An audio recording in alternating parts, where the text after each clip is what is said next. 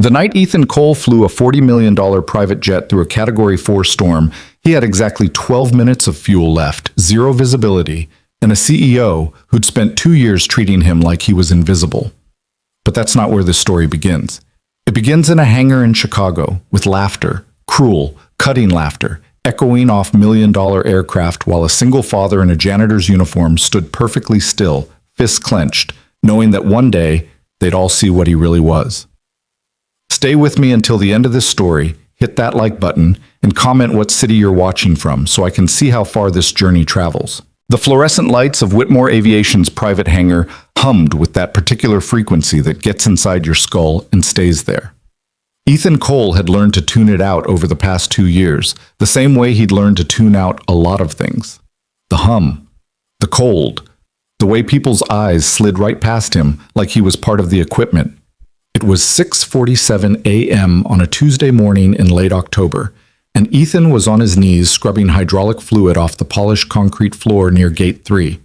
The stain was 3 days old. Someone had been sloppy during a maintenance check, and it had set into the sealant like a scar. He worked the brush in small, methodical circles, the muscles in his forearms moving with the kind of efficiency that came from repetition, from 2 years of invisible labor. Above him, sleek private jets sat in their designated spaces like sleeping predators. A Gulfstream G650. 2 Bombardier Global 7005s. A brand new Dassault Falcon 8X that still had that new plane smell, all leather and money. Ethan didn't look up at them anymore. Looking up made things harder. "Morning, Ethan." The voice belonged to Marcus Chen, one of the junior maintenance techs. Good kid. 23, fresh out of technical school, still excited about working around aircraft. He was one of maybe 3 people in the entire facility who bothered to learn Ethan's name. "Morning, Marcus." Ethan's voice was quiet, economical. He didn't look up from the stain. "Man, that's a stubborn one. Want me to grab the industrial degreaser?" "Got it handled. Thanks, though." Marcus lingered for a moment, and Ethan could feel the question forming. It was always the same question, asked different ways, by the handful of people who treated him like a human being instead of a fixture. "You ever work on planes before this? Like, you seem to know your way around them pretty well." Ethan's hand paused for just a fraction of a second. "Picked up a few things," he said, resuming his scrubbing. "You better get moving. Hendricks doesn't like people standing around." "Right. Yeah. See you later, Ethan." The kid's footsteps faded across the hangar floor, and Ethan was alone again with the hum and the stain and the ghosts of what he used to be. He'd been working at Whitmore Aviation for exactly 2 years, 1 month, and 16 days. Night shift janitor, $16.50 an hour. No benefits until you hit the 2-year mark. He cleaned floors, emptied trash, scrubbed toilets, wiped down conference rooms. He moved through the facility like a shadow, arriving at 10 p.m. and leaving at 6 a.m., rarely crossing paths with the executives and pilots and clients who occupied the daylight hours. It was exactly what he needed: invisible, predictable, safe. The hangar door rolled open with a mechanical groan, and Ethan heard voices. Not unusual, the day shift started arriving around 7 a.m., but these voices had that particular pitch of excitement and nervousness that meant someone important had arrived. He kept scrubbing. "Is everything ready? I want the Falcon fueled and pre-flighted by 9. We have the Anderson party at 11, and they're paying premium for punctuality." Ethan recognized that voice. Everyone who worked at Whitmore Aviation recognized that voice. Claire Whitmore, CEO and owner, 3rd-generation aviation legacy, Harvard MBA, 42 years old, and sharp as a blade made of ice and ambition. He'd seen her exactly 7 times in 2 years. She didn't acknowledge night shift staff. Why would she? "Yes, Ms. Whitmore. Captain Rodriguez has the Falcon on his pre-flight checklist now." That was Daniel Hendricks, operations manager, Claire's right hand and primary enforcer of the invisible hierarchy that kept people like Ethan in their place. "Good. And the Gulfstream needs a full interior detail before Friday. I don't care what it costs. Senator Mitchell's wife will inspect every square inch, and I will not have her finding so much as a coffee stain." "Already scheduled, Ms. Whitmore." The voices moved closer. Ethan focused on his scrubbing, making himself smaller, more invisible. But the stain was right in their path, and there was nowhere to go without making it obvious he was trying to avoid them. "What's this?" Claire's voice cut through the air like a scalpel. "Is that hydraulic fluid?" Ethan looked up. He had to. It would have been more conspicuous not to. Claire Whitmore stood 6 feet away in a charcoal gray suit that probably cost more than Ethan made in 3 months.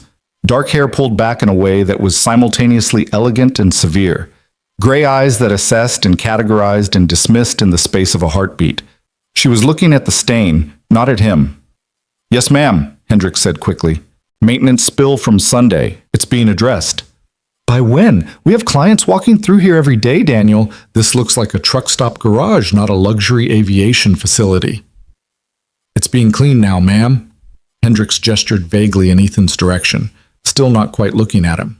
Claire's eyes flickered to Ethan for the first time. He saw the calculation happen in real time. Janitor, night shift, irrelevant. Her gaze moved on. "See that it's finished within the hour. I'm bringing the Anderson party through for a facility tour, and I will not have them walking past industrial stains." She turned on her heel, already moving to the next crisis, the next detail, the next decision. Ethan exhaled slowly and returned to his work. But the morning was just beginning. By 8:15 a.m., the hangar had transformed from a quiet cathedral of metal and money into something alive and frantic. The Anderson party was arriving early, of course they were, and everyone was scrambling. Pilots checked and rechecked pre-flight sequences. Maintenance crews polished chrome that was already perfect. Administrative staff scurried between offices with tablets and clipboards. Ethan had finished with the hydraulic stain and moved on to his normal closing tasks, emptying the break room trash, wiping down the dispatch office counters, making sure everything was pristine for the day shift. He was counting down the minutes until 9 a.m. when he could clock out and drive home to Noah. Noah, 7 years old, 2nd grade, currently staying with Mrs. Patterson next door because Dad worked nights, missing his front tooth, obsessed with dinosaurs. The entire reason Ethan got up every day and did this job and kept breathing. "Ethan!" Marcus appeared in the break room doorway, slightly out of breath. "Hendricks is looking for you. Something about the executive conference room." Ethan checked his watch. 8:47 a.m. 13 minutes until he could leave. "What about it?" "Didn't say. But he looked stressed. More stressed than usual, I mean." Ethan followed Marcus through the hangar to the administrative wing, where the conference room overlooked the main floor through floor-to-ceiling windows. It was the showpiece room, where Claire Whitmore closed deals and entertained clients, and reminded everyone who walked through those doors that they were in the presence of aviation royalty. Hendricks was waiting outside, face red, phone pressed to his ear. When he saw Ethan, he ended the call abruptly. "The conference room. Someone spilled coffee on the carpet, all over the carpet. We have VIP clients arriving in less than 45 minutes. Ethan nodded. "I'll get the spot cleaner." "Not spots. The entire eastern section. It's everywhere. I don't—" Hendricks pressed his fingers against his temples. "Just fix it, please." The conference room was worse than Hendricks described. Someone had knocked over what must have been an entire carafe of coffee, and it had spread across the cream-colored carpet like a brown cancer. Ethan assessed the damage with the practiced eye of someone who'd cleaned up worse. He retrieved his equipment from the maintenance closet, commercial spot cleaner, extraction vacuum, microfiber cloths, and got to work. The chemical smell of the cleaning solution mixed with the coffee. His knees ached from the morning's work, but he moved efficiently, methodically, racing against the clock. He was halfway through when he heard voices in the hallway, multiple voices, coming closer. And through here, you'll see our executive briefing room, where we can review flight plans, discuss custom routing, and ensure every detail of your travel experience meets your exact specifications. Claire Whitmore's voice. The tour. Early. Ethan looked at the carpet. Still wet. Still obviously stained in places. Still very much in progress. The door opened. "Oh." Claire stopped in the doorway, 3 men in expensive suits behind her, all of them staring at Ethan kneeling on the floor in his gray janitor's uniform, surrounded by cleaning equipment. "I wasn't informed this room was occupied." Ethan stood up slowly. Just finishing, ma'am. I can step outside if that's not necessary. Her voice was cool, controlled, but he could see the flash of irritation in her eyes. This wasn't part of the carefully choreographed tour. Gentlemen, as you can see, we maintain rigorous cleaning standards across all our facilities. Nothing less than perfection. She was turning his presence into a positive, spinning it in real time. Ethan had to admire the skill, even as he felt himself becoming a prop in her presentation. "We'll just be a moment," one of the suits said, and they walked into the room, shoes clicking on the hardwood sections, carefully avoiding the wet carpet. They barely glanced at Ethan. He started gathering his equipment, moving toward the door. Almost out. Almost... Excuse me. The youngest of the three suits, maybe 35, with the kind of confidence that came from never being told no, gestured at the conference table. "These route maps, are these real-time data integrations?" Claire moved to the table and Ethan saw his opportunity to slip out. But as he passed near the group, his equipment cart's wheel caught on the edge of the wet carpet. The extraction vacuum shifted, and Ethan grabbed for it, overcorrected, and the cart tilted. He caught it before anything fell. Barely. The room went silent. "Careful." Claire's voice could have frozen nitrogen. "That equipment costs more than you make in a month." "Yes, ma'am. Sorry, ma'am." "Perhaps you should finish this later, when we're not conducting business." "Yes, ma'am." He was at the door when one of the suits spoke up. "Actually, Claire, I'm curious. This is the level of attention to detail you provide? Someone cleaning during a facility tour?" Claire's expression didn't change, but Ethan saw her spine straighten almost imperceptibly. "Mr. Anderson, we're addressing a maintenance issue that occurred after hours. I assure you..." "I'm not criticizing," Anderson said, holding up his hands. "I'm impressed. Most facilities would leave it until after the tour, present everything as perfect even when it's not. You're showing us reality. I respect that." The tension in Claire's shoulders eased slightly. "We believe in transparency with our clients." She was spinning again, making the disaster work for her. "What do you think?" Anderson turned to Ethan suddenly. "You work here. Is this company as good as Ms. Whitmore claims?" Ethan froze. Every eye in the room was on him now. This wasn't his world. These weren't his people. He was the help, invisible. Yes, sir.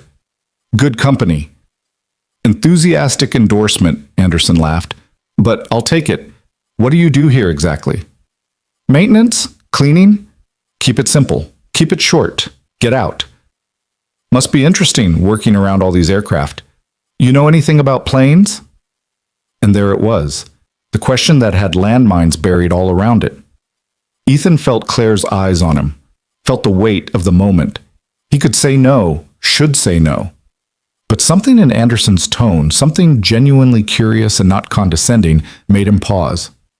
"A bit, sir." "Yeah? What kind of planes we looking at out there?" Anderson moved to the window overlooking the hangar floor. This was a mistake. Ethan knew it was a mistake, but his mouth was already moving. "That's a Gulfstream G650, range about 7,000 nautical miles, ceiling 51,000 feet. The Falcon 8X next to it has a slightly longer range, more advanced avionics suite. The Global 7500 is the newest addition, 4 zones, full bedroom configuration possible." The silence in the room had changed texture. Anderson turned from the window, eyebrows raised. "That's more than a bit. You a pilot?" "Was, long time ago." "Military?" "Yes, sir." "Which branch?" This was spiraling. He needed to shut it down. "Air Force, sir, but that was another life. If you'll excuse me, I should finish." "Air Force?" Anderson's interest was fully engaged now. "What did you fly?" "Different things. Mostly test aircraft." The truth was slipping out despite every instinct screaming at him to stop. "Look, I really should..." "Wait." Claire's voice cut through the room like a knife. "You're a test pilot." She said it the way someone might say, "You're a unicorn?" "Was." Past tense. Like I said, another life. "And now you're..." She gestured at the cleaning equipment. Ethan met her eyes, saw the disbelief there, the judgment. "Now I'm a janitor." "Yes, ma'am." "That's quite a fall." Her tone was neutral, but the words landed like punches. That's quite a perspective, Miss Whitmore. The air in the room crystallized. You didn't talk back to Claire Whitmore, not if you wanted to keep your job. Ethan watched her expression shift from surprise to something colder. I apologize, he said quickly. That was inappropriate. I should get back to work. Yes, Claire said slowly. You should. But Anderson wasn't done. Hold on. I'm fascinated by this. Test pilot to janitor, that's a hell of a story. What happened? Life happened, sir. Come on, you can do better than that. Respectfully, sir, I can't. And I need to finish this carpet before the stain sets permanently. Let it set, Anderson said, waving a hand. I'm more interested in Mr. Anderson. Claire's voice had steel in it now. I'm sure our maintenance staff has a schedule to keep. Perhaps we should continue the tour. She was protecting him, Ethan realized. Not out of kindness, Claire Whitmore didn't do kindness, but because this conversation had gone off script and she was losing control of her own presentation. Right, Anderson said, but he was still looking at Ethan with frank curiosity. Tell you what, I'm hiring Claire's outfit for our corporate travel needs. 6-figure contract, probably more. But I've got one condition. Claire's expression was carefully neutral. What condition would that be? I want this guy, Anderson pointed at Ethan, to give me the straight truth about these aircraft, not the sales pitch, the real technical breakdown, pilot to pilot. The room went very still. Mr. Anderson, Claire said carefully, I appreciate your interest, but our janitor is not qualified to provide technical consultations on... He just rattled off specs on 3 different aircraft without hesitation, Anderson interrupted. He flew test aircraft for the Air Force. I'd say he's more than qualified, so here's the deal. He gives me 30 minutes of his time, honest assessment of your fleet's capabilities, and you've got my business. He doesn't, and I walk. Fair enough? It wasn't fair, it wasn't even sane. But Ethan watched Claire's mind work through the calculation. 6 figures, maybe more, all dependent on the janitor she'd been treating as invisible furniture for 2 years. She turned to Ethan. Her expression was glacial. Would you be willing to provide Mr. Anderson with a technical consultation? It was phrased as a question, but they both knew it wasn't. Yes, ma'am. Excellent. Anderson clapped his hands together. Give me the tour, Claire. Then I'll take 30 minutes with your Renaissance man here. The next 45 minutes were surreal. Ethan finished cleaning the carpet while Claire completed her tour with the Anderson party. He could hear them moving through the facility, Claire's voice smooth and confident, selling luxury and expertise and the Whitmore family legacy.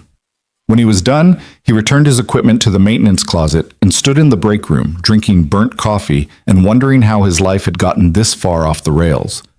He should be home, should be picking up Noah from Mrs. Patterson's, making breakfast, reading dinosaur books before the kids' afternoon nap. Instead, he was about to discuss aircraft specifications with a millionaire while his boss watched like a snake deciding whether to strike.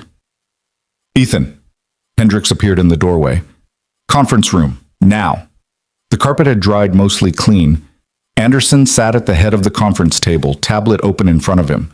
Claire stood by the window, arms crossed. The other 2 suits had apparently been dismissed. Have a seat, Anderson said, gesturing to a chair. Ethan remained standing. I'm fine, sir. Suit yourself. Let's cut to it. I'm looking at purchasing a Global 7500 for my company's executive travel needs.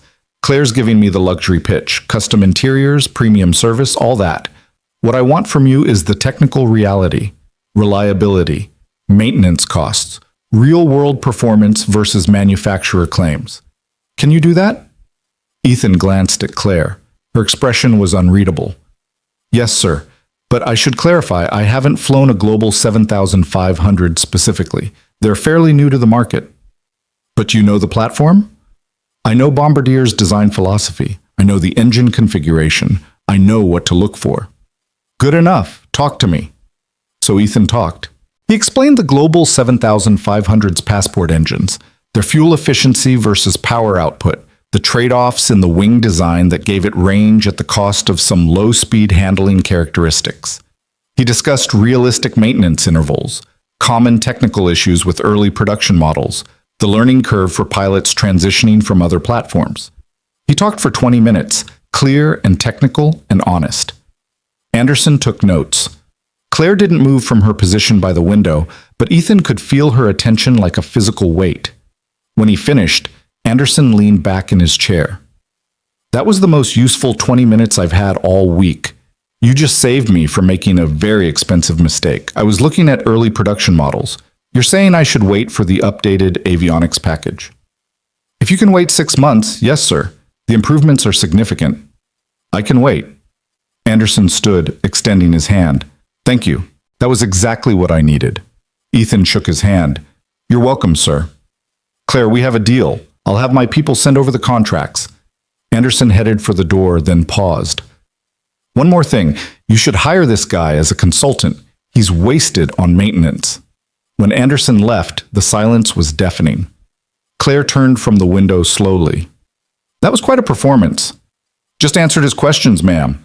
Just answered his questions, she repeated. You, the night janitor, just closed a 6-figure contract by just answering questions. I'm glad I could help. Help? She walked toward him, each step deliberate. You've been here 2 years.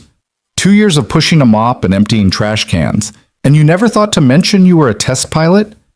It didn't seem relevant to the job I was hired for. Didn't seem relevant. Her laugh was sharp, bitter. Do you have any idea how much I pay consultants for the kind of technical analysis you just provided? No, ma'am. Thousands of dollars per hour. And you've been here the entire time, scrubbing floors for $16.50. That was the job I applied for. Why? The question came out harder than she probably intended. Why the hell would someone with your background be working as a janitor? And there it was. The question everyone always asked, the one he could never answer truthfully. Personal reasons, ma'am. That's not an answer. It's the only answer I have. They stared at each other.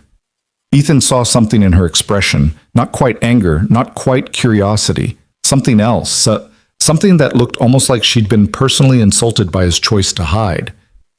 You know what I think? Claire's voice dropped to something quieter, more dangerous. I think you're running from something. I think something broke you, and instead of fixing it, you're hiding in my hangar pretending to be someone you're not. The words hit closer than she could know. I think, she continued, that you're a coward. Ethan's hands clenched at his sides, but he kept his voice level. You're entitled to your opinion, Ms. Whitmore. Am I? Because my opinion doesn't seem to matter much to you. You've spent 2 years lying by omission, taking a paycheck for work you're overqualified for, wasting your potential. It's my potential to waste. Is it? Because from where I'm standing, you just proved you could be valuable. Actually valuable. And instead, you're choosing to be invisible. That doesn't just affect you. It affects everyone who could benefit from what you know. I don't owe you my story, Ms. Whitmore. No, she agreed. But you owe me honesty. You work for this company, you represent this company, and I don't employ liars. I never lied. You lied every single day you walk through that door, pretending to be less than you are. The anger that Ethan had been suppressing for 2 years, suppressing for much longer than that, began to rise. He pushed it down, controlled it, locked it away. If you want to fire me, fire me. Otherwise, I'd like to go home. My shift ended an hour ago. Claire studied him for a long moment. You have a son. Ethan went very still. How do you know that? It's in your employment file. Emergency contact. Mrs. Patterson next door, 7-year-old son named Noah. That's private information. I own the company. Nothing's private. She moved closer. Is that why you're hiding? For him? Leave my son out of this. I'm not attacking your son. I'm trying to understand why a decorated military pilot is scrubbing toilets when he could be flying, when he should be flying. You don't know anything about what I should be doing. Then enlighten me. No. The word came out flat, final. With respect, Ms. Whitmore, my personal life is none of your business. I do my job. I do it well. What I did before this job, what I might do after this job, that's mine, not yours. Something flickered across Claire's face. Respect, maybe, or recognition of a boundary she couldn't cross. Fine, she said. Keep your secrets, but understand this. I just watched you close a major contract with skills you've been hiding. That changes things. It doesn't have to change anything. It already has. She walked to the conference table, picked up her phone.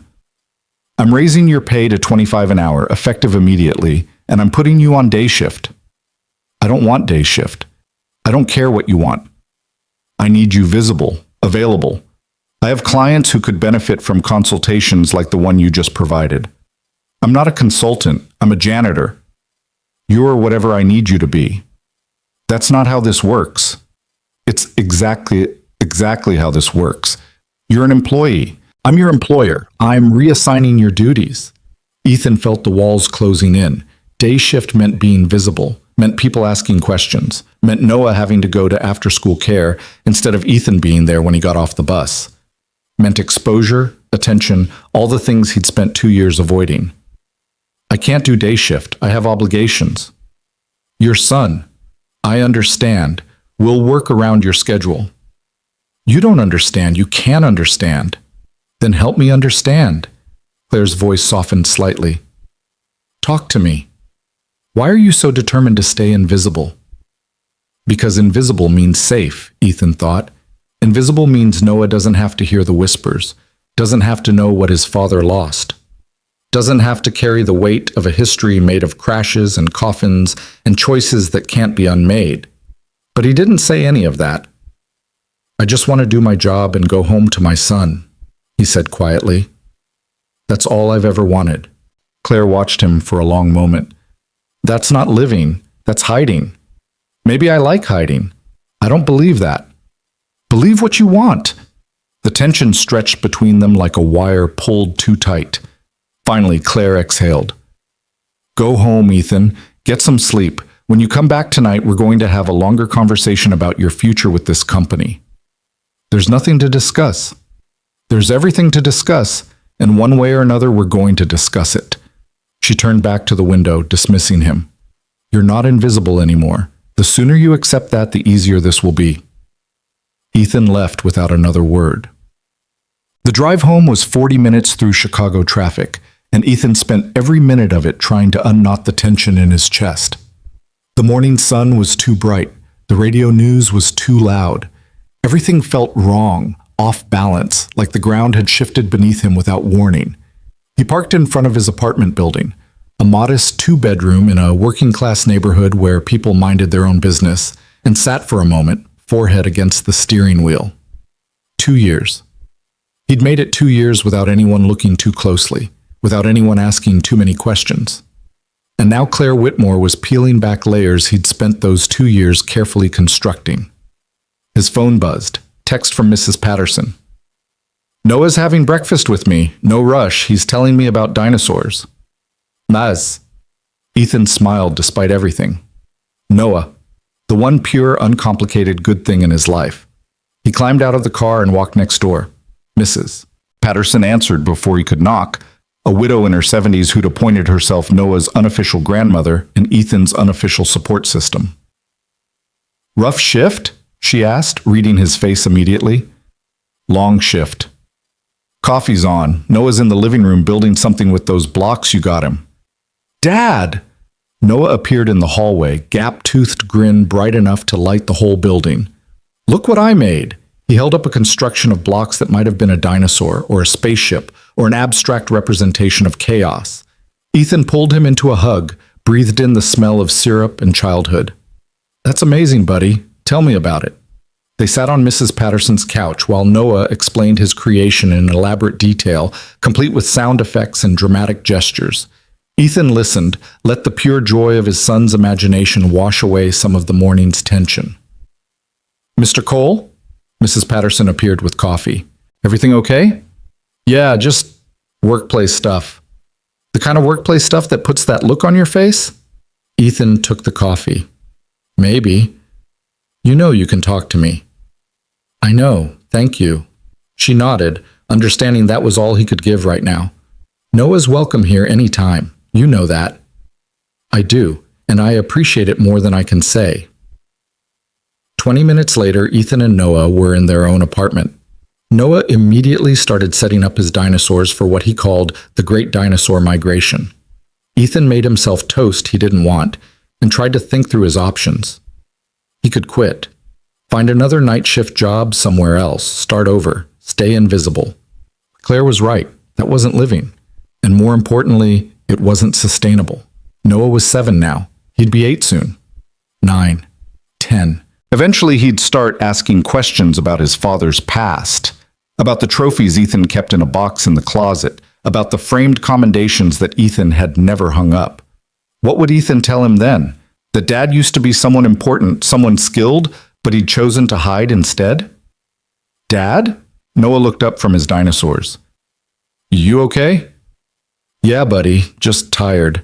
You should sleep. That's what you always tell me when I'm tired. Ethan smiled. You're right. That's good advice. I'm going to be quiet so you can rest. I'll play with my dinosaurs very, very quiet. The kid's attempt at whispering was louder than his normal voice, and Ethan loved him so much in that moment it physically hurt. Thanks, Noah. I love you. Love you too, Dad. Ethan went to his bedroom and lay down, but sleep wouldn't come.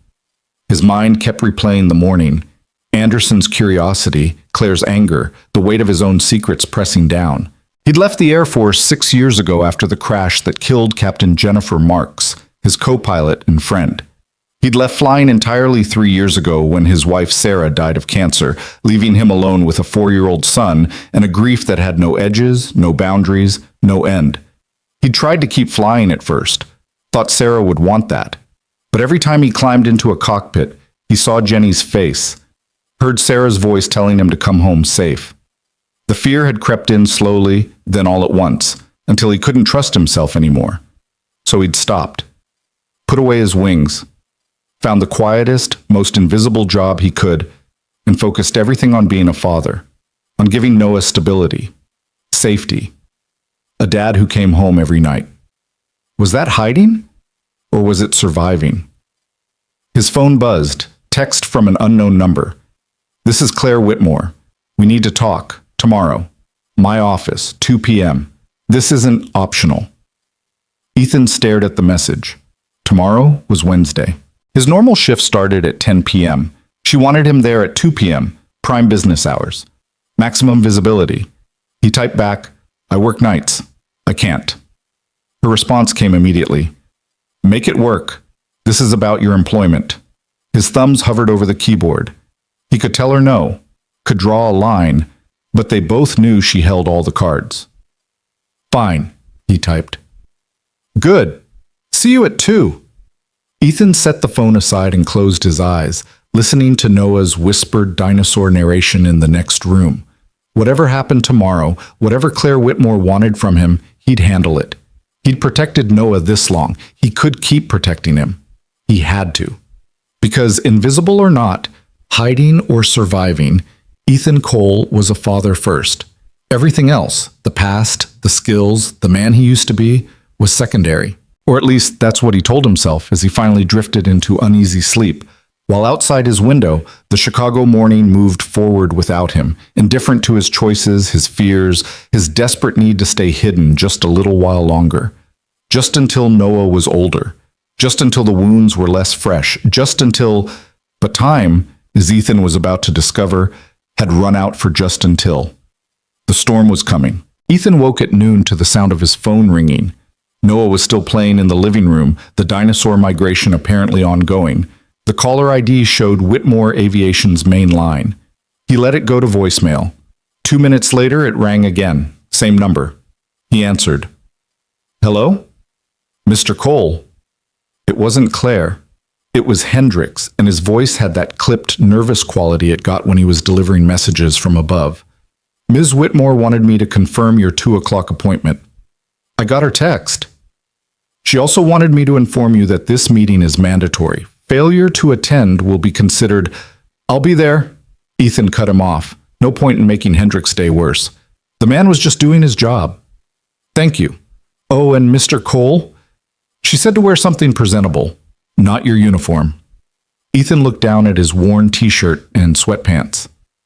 Understood.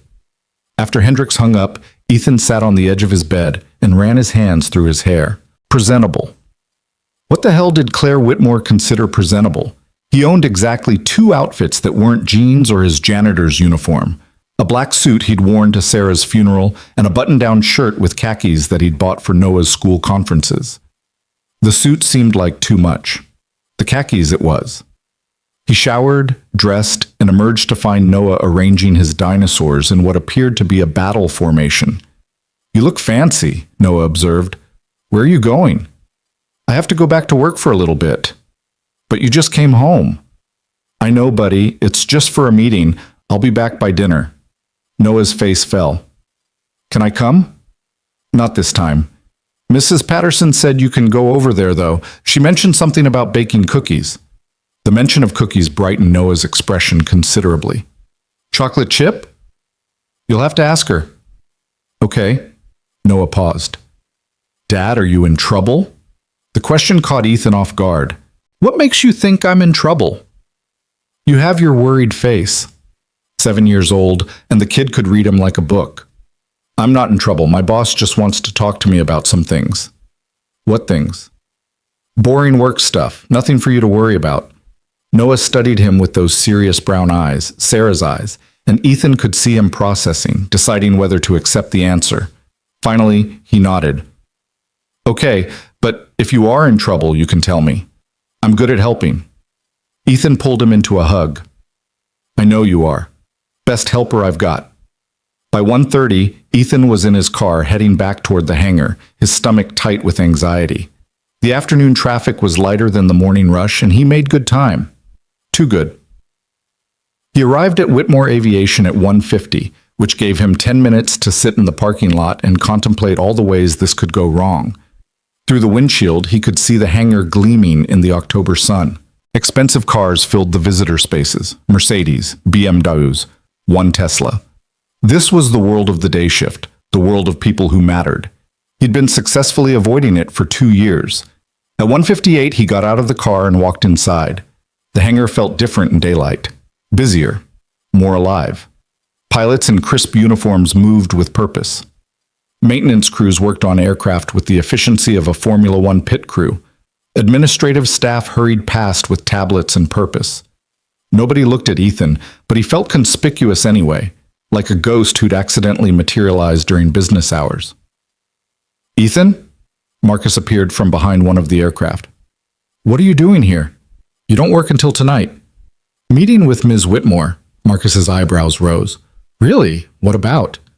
"No idea." "Huh. Well, good luck, I guess. She's been in a mood all day." "Perfect." Ethan made his way to the administrative wing and found Claire's office.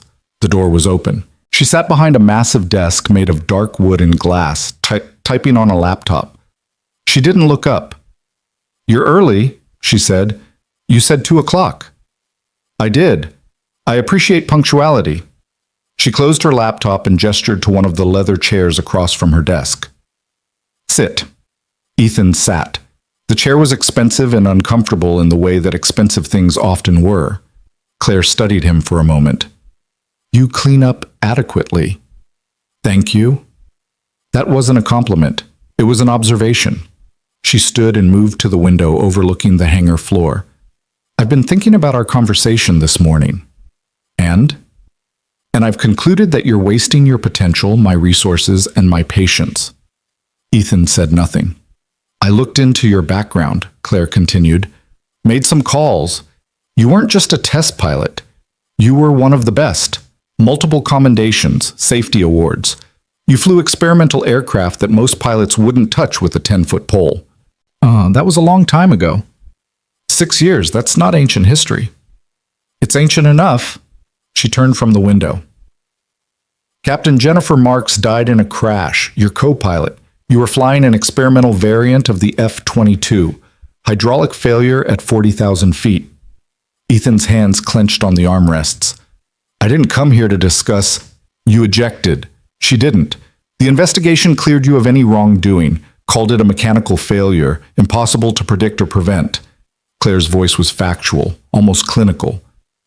"But you left the Air Force 6 months later." "Ms. Whitmore." "And then your wife died. Cancer. 3 years ago. You had a 4-year-old son. You tried to keep flying civilian aircraft for a while, but something changed. You stopped. Walked away completely. She sat back down, leaning forward on her desk. And now you're here, scrubbing floors, hiding from a past that was brilliant. The anger Ethan had been controlling since morning ignited. You had no right to dig into my life. I had every right. You're my employee. I did a background check. A background check is one thing. This is necessary because I need to understand what I'm dealing with. You're not dealing with anything. I'm a janitor. I clean your floors. That's the extent of our professional relationship. That was true yesterday. It's not true today. Claire opened a folder on her desk. James Anderson called me this morning. He was impressed with your consultation. So impressed that he's recommended you to 3 other potential clients. I now have requests for technical assessments on aircraft purchases totaling over $20 million. Ethan stared at her. What? You heard me. Your little Q&A session this morning just became my most effective marketing tool. I'm not a consultant. You are now. Or you will be if you accept my offer. I don't want your offer. You haven't heard it yet. I don't need to hear it. The answer is no. Claire leaned back in her chair, studying him. You're afraid. Excuse me? You're afraid. That's why you're hiding. Captain Marks died and you blame yourself. Your wife died and you couldn't control that either. So now you're choosing the safest, smallest life possible because you think that's how you protect your son. Every word was a knife, precisely placed. You don't know what you're talking about. Don't I? I watched you this morning. You came alive when you were talking about those aircraft. For 20 minutes, you weren't a janitor hiding from his past. You were a pilot, a damn good one. And it terrified you. Ms. Whitmore, here's my offer. She slid a document across the desk. Consultant position, $50 an hour for technical assessments. Flexible schedule. You can work around your son's needs. You'll still do maintenance work if you want. Some people find it therapeutic, I'm told, but your primary role will be providing expertise to clients. Ethan didn't touch the document. And if I refuse, then you continue as night janitor. Same pay, same shift, nothing changes. She paused. Except we both know that's a lie. Everything already changed. You can't put this genie back in the bottle. Watch me. Ethan. She said his name like a weapon. I'm not trying to hurt you. I'm trying to help you.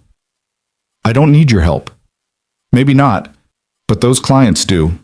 They're making million-dollar decisions based on sales pitches and glossy brochures. You could give them the truth. You could keep them safe. It was a smart play, and they both knew it. Appealed to his sense of responsibility, his protective instincts, the same instincts that had made him a good pilot. Why do you care? Ethan asked. Why does any of this matter to you? Claire was quiet for a moment. When she spoke, her voice had lost some of its edge. My father was a pilot, one of the best. He built this company from nothing, flying cargo routes in planes that should have been grounded. He took risks because he had to, because that's what you did to survive. She looked past Ethan at something he couldn't see. He died in a crash when I was 16, mechanical failure. Something that could have been caught if someone had looked closer, pushed harder, told the truth instead of telling him what he wanted to hear. The office was very quiet. I inherited this company, Claire continued, and I swore I'd never let that happen again. Never let profit override safety. Never let people make decisions without all the information. She focused back on Ethan. You have information that could save lives, and you're choosing to hide it because you're scared. I'm not scared. I'm realistic. I have a son to think about. Then think about him. Think about the example you're setting. Is this what you want him to see? His father hiding from who he is? I want him to see his father coming home every night, safe, alive. There. Those aren't mutually exclusive. Aren't they? Because the last time I was a pilot, people died. There it was. The truth he'd been avoiding, the weight he carried every day. Claire's expression softened slightly. Captain Mark's death wasn't your fault. You don't know that. The investigation said I was the pilot in command. She trusted me. She died. That's what I know. And your wife? Ethan stood up. We're done here. Sit down, please. No, you've made your offer. I've declined. There's nothing else to discuss. Ethan. Ms. Whitmore, with all due respect, you don't get to do this. You don't get to dig into my trauma and use it to manipulate me into being what you need. That's not what I'm doing. Isn't it? You want a consultant? Fine. Hire someone else. There are plenty of qualified pilots who jump at this opportunity.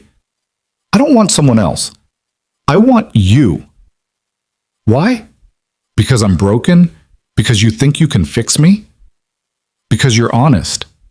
Claire stood as well, meeting his eyes. Because you told Anderson the truth, even though the truth might have cost me a contract. Because when you talked about those aircraft, you weren't trying to sell anything, you were just trying to keep people safe. That's rare. And that's valuable. Ethan wanted to argue, to maintain his anger, but the fight was draining out of him. He was tired, so tired of carrying this weight alone. I can't be who you want me to be, he said quietly. I don't want you to be anyone except who you are. And who is that? Because I'm not sure anymore. Claire walked around her desk, closing some of the distance between them. You're a father, a skilled pilot, a man who's been dealt a terrible hand and is doing his best to survive it. That's who you are. That's a generous interpretation. It's an accurate one. She picked up the document she'd slid across the desk earlier. Take this home.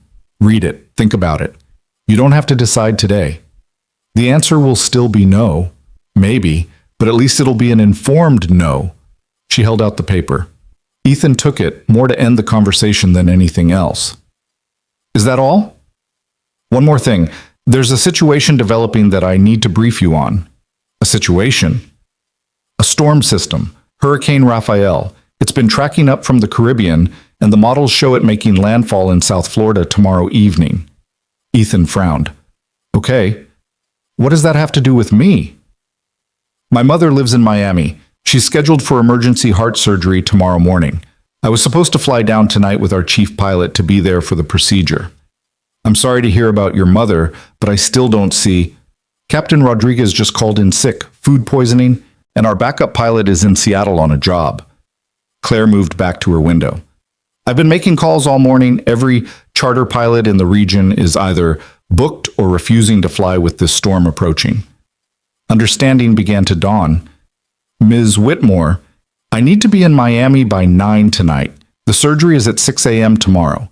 If everything goes well, I'll be back before the storm hits. If not... She turned to face him. My mother is 73 years old. She's had 2 previous cardiac events. This surgery is necessary, but high risk. I need to be there. I understand that, but I'm not asking you to fly. Not yet. I'm telling you the situation because it may impact operations. If I can't get to Miami, if something happens to my mother, I'll be unavailable for the next few days. Ethan heard what she wasn't saying. Claire Whitmore, the woman who controlled every detail of her company with iron precision, was afraid. Her mother was dying and she was powerless. Have you tried the commercial airlines? He asked. The last flight that could get me there in time left an hour ago. I was on a conference call and missed it. Her voice cracked slightly. I've been trying to fix this for 3 hours. I've called everyone. There's no one. They stood in silence. Ethan could feel the weight of what she wasn't asking, what hung in the air between them unspoken. How bad is the storm? He asked. Claire pulled up a weather map on her computer screen. Category 4 hurricane, winds up to 140 miles per hour. The leading edge will hit Miami around midnight tomorrow. Right now it's about 200 miles offshore. And you want to fly into that? I want to fly ahead of it. There's a window, tight but viable. I'd be in Miami before the worst of it arrives and out again by tomorrow afternoon if the surgery goes smoothly. And if it doesn't go smoothly, then I'll deal with that when it happens. Ethan studied the weather map. The storm was massive, a swirling monster of red and orange on the radar. Flying into its path was insane. Even flying near it was dangerous. You can't do this, he said. I don't have a choice. You always have a choice. Easy to say when it's not your mother. Claire's voice was sharp again, the vulnerability buried. I'm informing you as a courtesy. If I'm not back by your shift tonight, Hendricks will be in charge. Claire. He used her first name without thinking. This is suicide. That storm. I'm aware of the risks. Are you? Because I don't think you are. That's not a storm you can just fly around. It's unpredictable, violent, and getting worse by the hour. I'll take that chance. For what? To watch a surgery you can't control anyway? The slap of his words hung in the air. Claire's face went pale, then red. Get out, she said quietly. Claire, get out of my office. Now. Ethan grabbed the contract document from her desk and left. His hands were shaking. In the hallway, he leaned against the wall and tried to calm his breathing. He'd crossed a line, multiple lines, but he was right, and she knew it. Flying into that storm was madness born of desperation and guilt, and the same impulse that had made Ethan hide for 2 years. The need to control something, anything, when the world felt out of control. He was walking toward the exit when he ran into Hendricks.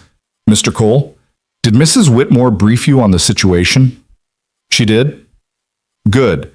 I'm coordinating with our Miami contacts to find alternative solutions, but so far, Hendricks rubbed his temples. It's not looking good. She can't fly into that storm, Hendricks. You know that. I do. But try telling her that. When Claire Whitmore decides something, she doesn't listen to reason. Someone needs to make her listen. That someone isn't going to be me. I value my job. Hendricks checked his phone. Look, between you and me, I'm worried. She's been making calls for the past hour, trying to find anyone crazy enough to fly this route. She's offering double rates, triple rates. She's desperate, which makes her dangerous. I know, but what can I do? She owns the company. Ethan looked back toward Claire's office. Let me think about this. Think fast. She's planning to leave by 6 whether she has a pilot or not. Back in his car, Ethan sat with the contract document on the passenger seat and his phone in his hand. He should drive home. Should pick up Noah from Mrs. Patterson's and forget this entire day happened. Should let Claire Whitmore make her own mistakes. But he kept seeing the weather map. The massive storm. The impossible approach into Miami International with crosswinds that would tear most aircraft apart. He pulled up a weather app and studied the forecast. The storm was accelerating, moving faster than the earlier models predicted. The window Claire thought she had was closing. His phone rang, unknown number again. Hello? Ethan Cole? A man's voice, older, rough with authority. Who is this? Colonel James Whitmore, retired, Claire's father. Ethan's grip tightened on the phone. Claire's father is dead. That's what most people think, makes life simpler. A dry laugh. I'm not dead, just retired, living in Florida, which is where my ex-wife is currently preparing for surgery. I don't understand. I understand my daughter tried to hire you as a consultant. How did you... I also understand she's trying to fly into Hurricane Raphael to hold her mother's hand during a surgery that has a 70% success rate. That's about right. And I understand you're a former Air Force test pilot who's been scrubbing floors for 2 years. Your daughter's been busy making calls. Claire doesn't do anything by half measures. Never has. The colonel paused. I'm calling because I need you to do something for me. I don't know you. No, but you know what it's like to lose people, to carry that weight. Claire told me about your co-pilot, your wife. I'm sorry for your losses. Ethan said nothing. My daughter is brilliant and stubborn and convinced she can control things that can't be controlled. Sound familiar? What do you want, Colonel? I want you to fly her to Miami. The words hung in the air like a challenge. No, Ethan said immediately. Why not? Because I don't fly anymore. Because that storm is suicide. Because she's your daughter, and if you're so worried, you should be the one talking her out of this. I tried. She hung up on me. We don't have the best relationship. Then maybe you should work on that instead of asking strangers to risk their lives.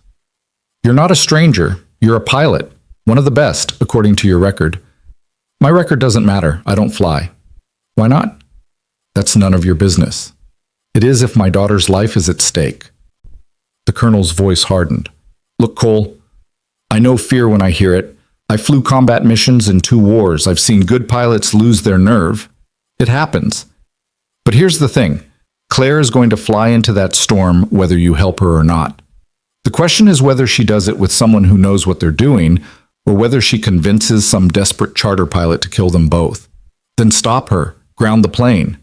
I can't. I don't have access to her aircraft. I don't have authority over her company. All I have is this phone call and the hope that you're not as much of a coward as you're pretending to be. Ethan's jaw clenched. I'm hanging up now. Your co-pilot died because of a mechanical failure you couldn't prevent. Your wife died because cancer doesn't care about fair. You didn't kill them. You couldn't save them. But you can save Claire. If you choose to. There's a 7-year-old kid who needs his father. I get that. But what kind of father are you if you let someone die when you could have helped? What kind of man does that make you? The line went dead. Ethan sat in his car, knuckles white on the steering wheel, the colonel's words echoing in his head. What kind of man does that make you? He looked at his watch. 4:15 p.m. If Claire was planning to leave by 6, he had less than 2 hours to decide whether to stay hidden or step back into the life he'd spent 2 years running from. His phone buzzed. Text from Noah. Mrs. Patterson is teaching me to make cookies. They have chocolate chips and peanut butter. Ethan smiled despite everything. His son was safe, happy, making cookies with a kind neighbor. That's what mattered. That's all that should matter. But in his mind, he saw the weather map, saw the storm, saw an aircraft trying to navigate that chaos with an inexperienced pilot at the controls. He started the car and drove, not toward home, but back toward Whitmore Aviation. The hangar was quieter when Ethan returned at 4:45. The day shift was winding down, mechanics securing tools, pilots finishing their post-flight paperwork. He found Claire in the hangar's operations center, standing before a wall of weather monitors with her phone pressed to her ear. I understand the risks, she was saying, her voice tight with controlled frustration. But I'm willing to pay premium rates for... Yes, I'm aware of the insurance implications. No, I don't have time to wait until... She closed her eyes. Thank you for your time. She ended the call and stood there for a moment, shoulders rigid, staring at the swirling red mass on the weather display. Strike out again? Ethan asked from the doorway. Claire turned, surprise flickering across her face before the mask of control slid back into place. I thought you left. I did. I came back. Why? Ethan stepped into the operations center, letting the door close behind him. Your father called me. Something shifted in Claire's expression. Of course he did. He's worried about you. He's always worried about me. Usually from a safe distance. She turned back to the weather displays. Did he send you here to talk me out of this? No, he sent me here to fly you to Miami. The silence stretched between them. Claire slowly turned to face him, and for the first time since he'd met her, she looked uncertain. What did you say? I said your father sent me here to fly you to Miami. I haven't decided if I'm going to do it. Why would you even consider it? 2 hours ago you were ready to walk out of my life forever. 2 hours ago I thought you were just being manipulative. Now I think you're being suicidal, and apparently I have a problem with that. Claire's laugh was sharp and humorless. How noble of you. It's not nobility. It's pragmatism. You're going to fly into that storm whether I help you or not. At least if I'm there, you might survive it. Might? That's the best I can offer. That storm is a monster, Claire. Even with perfect conditions and a skilled pilot, this flight is borderline insane. Then why are you offering? Ethan moved closer to the weather display, studying the hurricane's projected path. Because your father was right. I've spent 2 years hiding from who I am, from what I can do. And maybe that was necessary for a while. But letting you die because I'm afraid to fly again? That's not protecting my son. That's just being a coward. You're not a coward. You called me one this morning. I was wrong. Claire's voice was quieter now. I was angry and wrong. Maybe. Or maybe you were right and I just didn't want to hear it. Ethan turned to face her. Here are my conditions. I fly. You sit in the passenger cabin, you don't question my decisions, you don't countermand my orders, and if I say we abort, we abort. No arguments. Those are pretty strict terms. That storm doesn't negotiate. Neither do I. Claire studied him for a long moment. What changed your mind? Really? Your father asked me what kind of man I'd be if I let you die when I could help. I didn't have a good answer. And now? Now I'm still not sure, but I'm here anyway. Claire walked to her desk and pulled up a flight plan on her computer. The Gulfstream G650 is already fueled and pre-flighted. Captain Rodriguez finished the inspection before he got sick. Flight time to Miami is approximately 2 hours and 40 minutes under normal conditions. These aren't normal conditions. I know, with the storm track, we'll need to adjust our approach. Come in from the west, stay ahead of the leading edge. Ethan moved to the computer and studied the flight plan. Rodriguez had plotted a conservative route, but that was before the storm had accelerated. This doesn't account for the new track. We need to file an amended plan. Can you do that? I can. But Claire, you need to understand something. Even with the best planning, this is going to be rough. We'll be fighting headwinds the entire way down. The approach into Miami is going to be brutal. And if anything goes wrong, if the weather window closes faster than predicted, we won't have anywhere to land. Every airport in South Florida will be shutting down. I understand. Do you? Because once we're in the air, there's no changing your mind, no turning back. We're committed. I'm already committed. My mother goes into surgery in 13 hours. I'm going to be there. Ethan saw the determination in her eyes, the fear she was trying to hide beneath it. He recognized it because he'd lived with that same cocktail of emotions for 2 years. Okay, he said, give me 30 minutes to review the aircraft systems and file the new flight plan. We'll depart at 17:30. That's earlier than I planned. The storm's accelerating. We need every minute we can get. Claire nodded. What do you need from me? Stay out of my way while I prep. And call your mother. Tell her you're coming. She doesn't know I'm trying to get there. Then tell her, because if something goes wrong, if this flight doesn't end the way we hope, she should know you tried. Claire's composure cracked slightly. Don't say that. I'm a realist, Claire. I don't make promises I can't keep. All I can promise is that I'll do everything in my power to get you there safely. The rest is up to physics and luck. I'll take those odds. You'd better, because in 30 minutes, they're the only odds you'll have. Ethan left her standing in the operations center and made his way to the hangar floor. The Gulfstream G650 sat in its designated spot, sleek and powerful, $50 million worth of cutting-edge aviation technology. He hadn't been this close to a cockpit in 3 years. His hands were shaking. He stood at the base of the air stairs, 1 foot on the first step, and felt the weight of every choice that had brought him to this moment. Jenny's face flashed in his mind. Sarah's voice. Noah's gap-toothed smile. What was he doing? You okay? Marcus appeared beside him, carrying a toolkit. Heard you're flying Ms. Whitmore to Miami. News travels fast. Hendricks told everyone. He's relieved someone's finally taking this off his plate.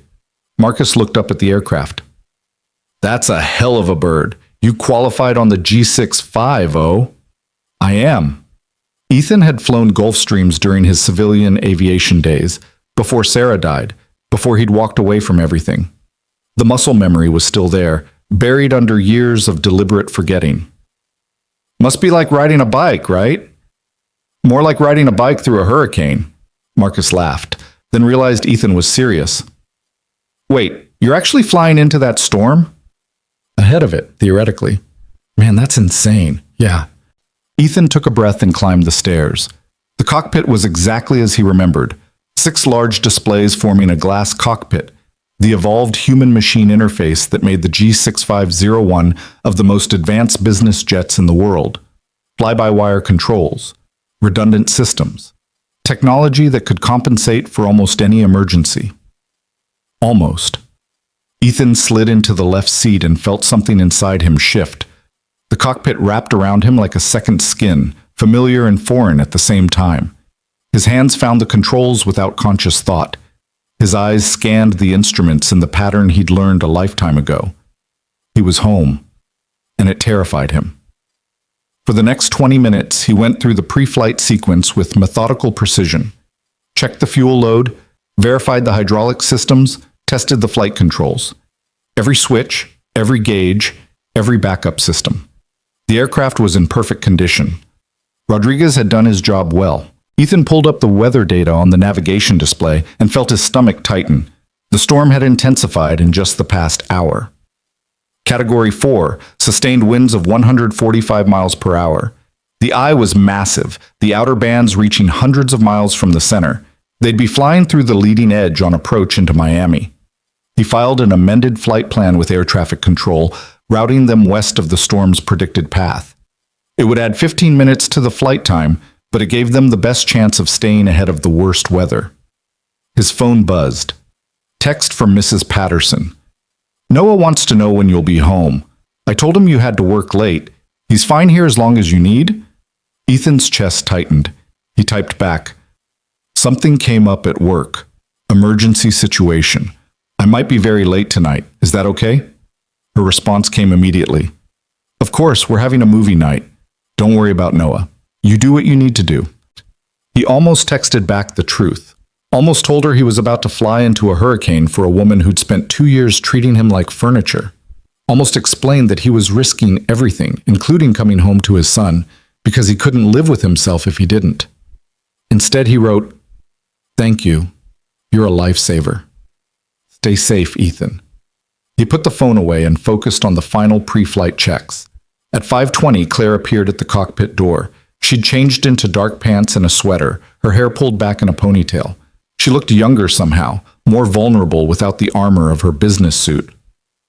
We ready? She asked. Almost. You have a bag? Small carry-on, already stowed in the cabin. Good.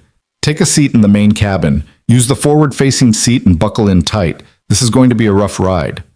Claire didn't move. Can I ask you something? Now's not the best time. When was the last time you flew? Ethan's hands paused on the pre-flight checklist.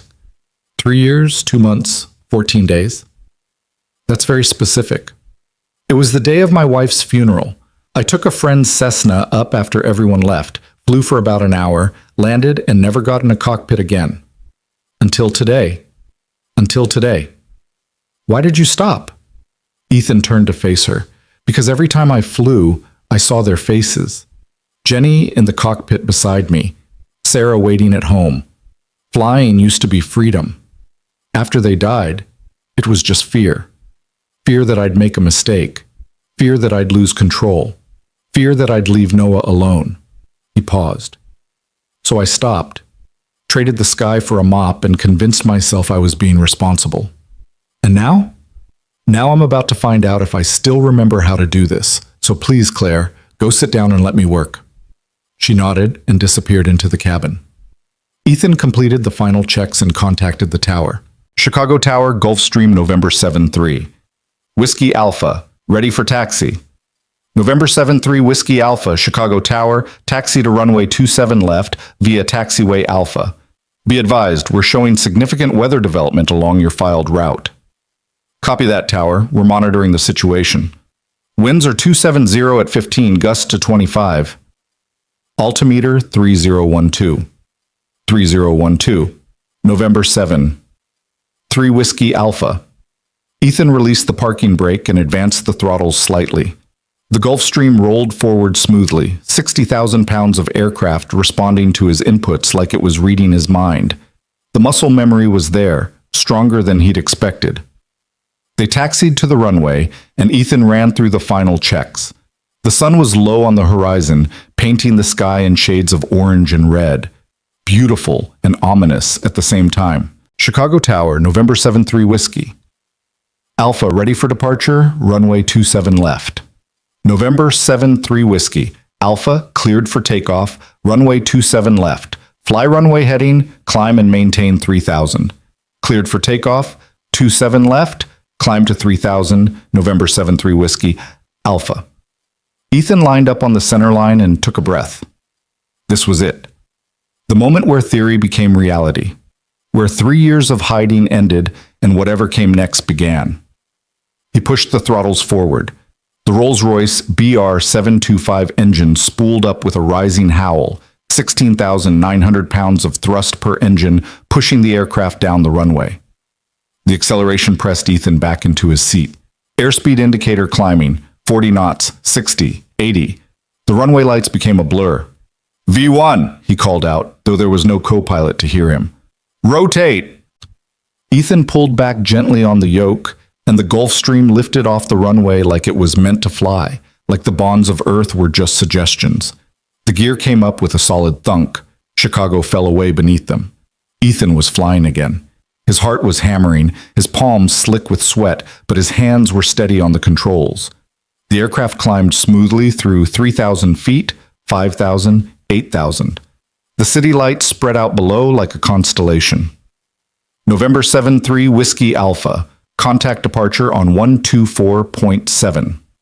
247, November 7-3 Whiskey Alpha. Ethan switched frequencies and checked in with departure control, who cleared them to climb to flight level 410, 41,000 feet. The G65OHU's sweet spot, where the thin air and efficient engines gave them range and speed. They climbed through broken clouds, the sun setting to their right, and Ethan felt something he hadn't felt in 3 years. Not quite peace, not quite joy, but something close to both. Something that felt like coming home. "How are we doing?" Claire's voice came through the intercom. "Smooth so far. We're at 25,000 feet, climbing to cruise altitude. Flight time to Miami is 2 hours, 30 minutes, give or take." "And the storm?" Ethan checked the weather radar. The massive system was clearly visible, a solid mass of red and purple filling the eastern horizon. "Still tracking northwest. We'll start seeing the outer bands in about 90 minutes. "Is that going to be a problem?" "Depends on how fast it's moving. Right now, we're ahead of it. We need to stay ahead of it." "Can we?" "I'll do my best." Claire was quiet for a moment. "Ethan?" "Yeah?" "Thank you for doing this." "Thank me when we land." They leveled off at 41,000 feet, and Ethan engaged the autopilot, though his hand stayed close to the controls. The G650 cut through the darkening sky at Mach 0, 85, 567 miles per hour, chasing the sunset south. Below them, the lights of cities and towns formed patterns against the darkness. Indianapolis, Louisville, Nashville. Each one a reminder of the world continuing on, unaware of the desperate race happening above. An hour into the flight, they crossed into Georgia airspace, and the first wisps of cloud appeared on the weather radar, the storm's leading edge reaching out like fingers. Ethan disengaged the autopilot and took manual control. The turbulence started gradually, little bumps that rattled the airframe. He adjusted their altitude, searching for smoother air. "It's getting rough back here," Claire said through the intercom. "It's going to get rougher. Make sure you're buckled in tight." "I am." The clouds thickened around them, and the turbulence intensified. The Gulf Stream shook and bucked, rising and falling in the unstable air. Ethan's hands moved constantly on the controls, making small corrections, fighting to keep the aircraft stable. Lightning flickered in the distance, then closer. Then all around them, brilliant purple-white flashes that lit up the clouds like a strobe light. Miami Center, November 7-3 Whiskey Alpha, requesting descent to flight level 330. Lower altitude, below the worst of the ice and turbulence. November 7-3 Whiskey Alpha, Miami Center, descend and maintain flight level 330. Be advised, we're showing extreme weather 40 miles northeast of the field. Multiple aircraft are diverting. Copy that, Center. We're committed to Miami International. Understood. November 7-3 Whiskey Alpha. Advise when you have field in sight. Ethan descended through the turbulence, the aircraft pitching and rolling despite his best efforts. The rain hit suddenly, a wall of water that hammered the windscreen and reduced visibility to zero. The wipers were useless against the deluge. He was flying on instruments now, trusting the technology, trusting his training, trusting muscle memory that was 3 years old, but apparently still sharp. "Ethan?" Claire's voice was tight with fear. "What's happening?" "We're in the outer bands of the storm. This is normal." "This doesn't feel normal." "It's not, but it's manageable. Stay calm."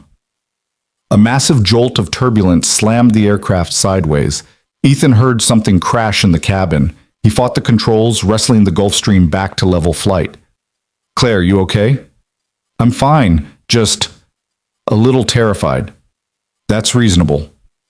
Another lightning strike so close that Ethan felt it through the airframe. The instruments flickered, his heart rate spiked, but the backup systems kicked in immediately. Everything was still working. Miami Center, November 7-3, Whiskey Alpha. We just took a lightning strike. All systems nominal. Continuing approach. Copy that. November 7-3, Whiskey Alpha. You're cleared for the ILS approach runway 08 right. Wind is 090 at 35, gusting to 50. Low-level wind shear advisories in effect. 50-knot gusts, crosswinds that would push them sideways during the approach. Wind shear that could slam them into the ground if Ethan wasn't careful. This was insane. This was exactly what he'd been avoiding for 3 years, and he was doing it anyway. Ethan configured the aircraft for landing. Gear down, flaps extended, airspeed bleeding off to approach speed. The Gulf Stream descended through the storm, bucking and shaking, while Ethan held it on the glide slope through sheer will and skill. "Miami International in sight," he called out, seeing the runway lights emerge from the rain like a distant beacon. "November 7-3 Whiskey Alpha, cleared to land, runway 08 right, wind 090 at 40, gusting to 55. The winds had increased. Of course they had. Ethan crabbed the aircraft into the crosswind, pointing the nose left of the runway to compensate for the wind pushing them right. The runway lights grew closer. 1,000 feet, 500 feet, 300 feet. A massive gust hit them from the right. The aircraft lurched sideways. Ethan responded instantly, adding power, adjusting the controls, fighting to keep them aligned with the runway. The ground rushed up. Too fast. Too steep.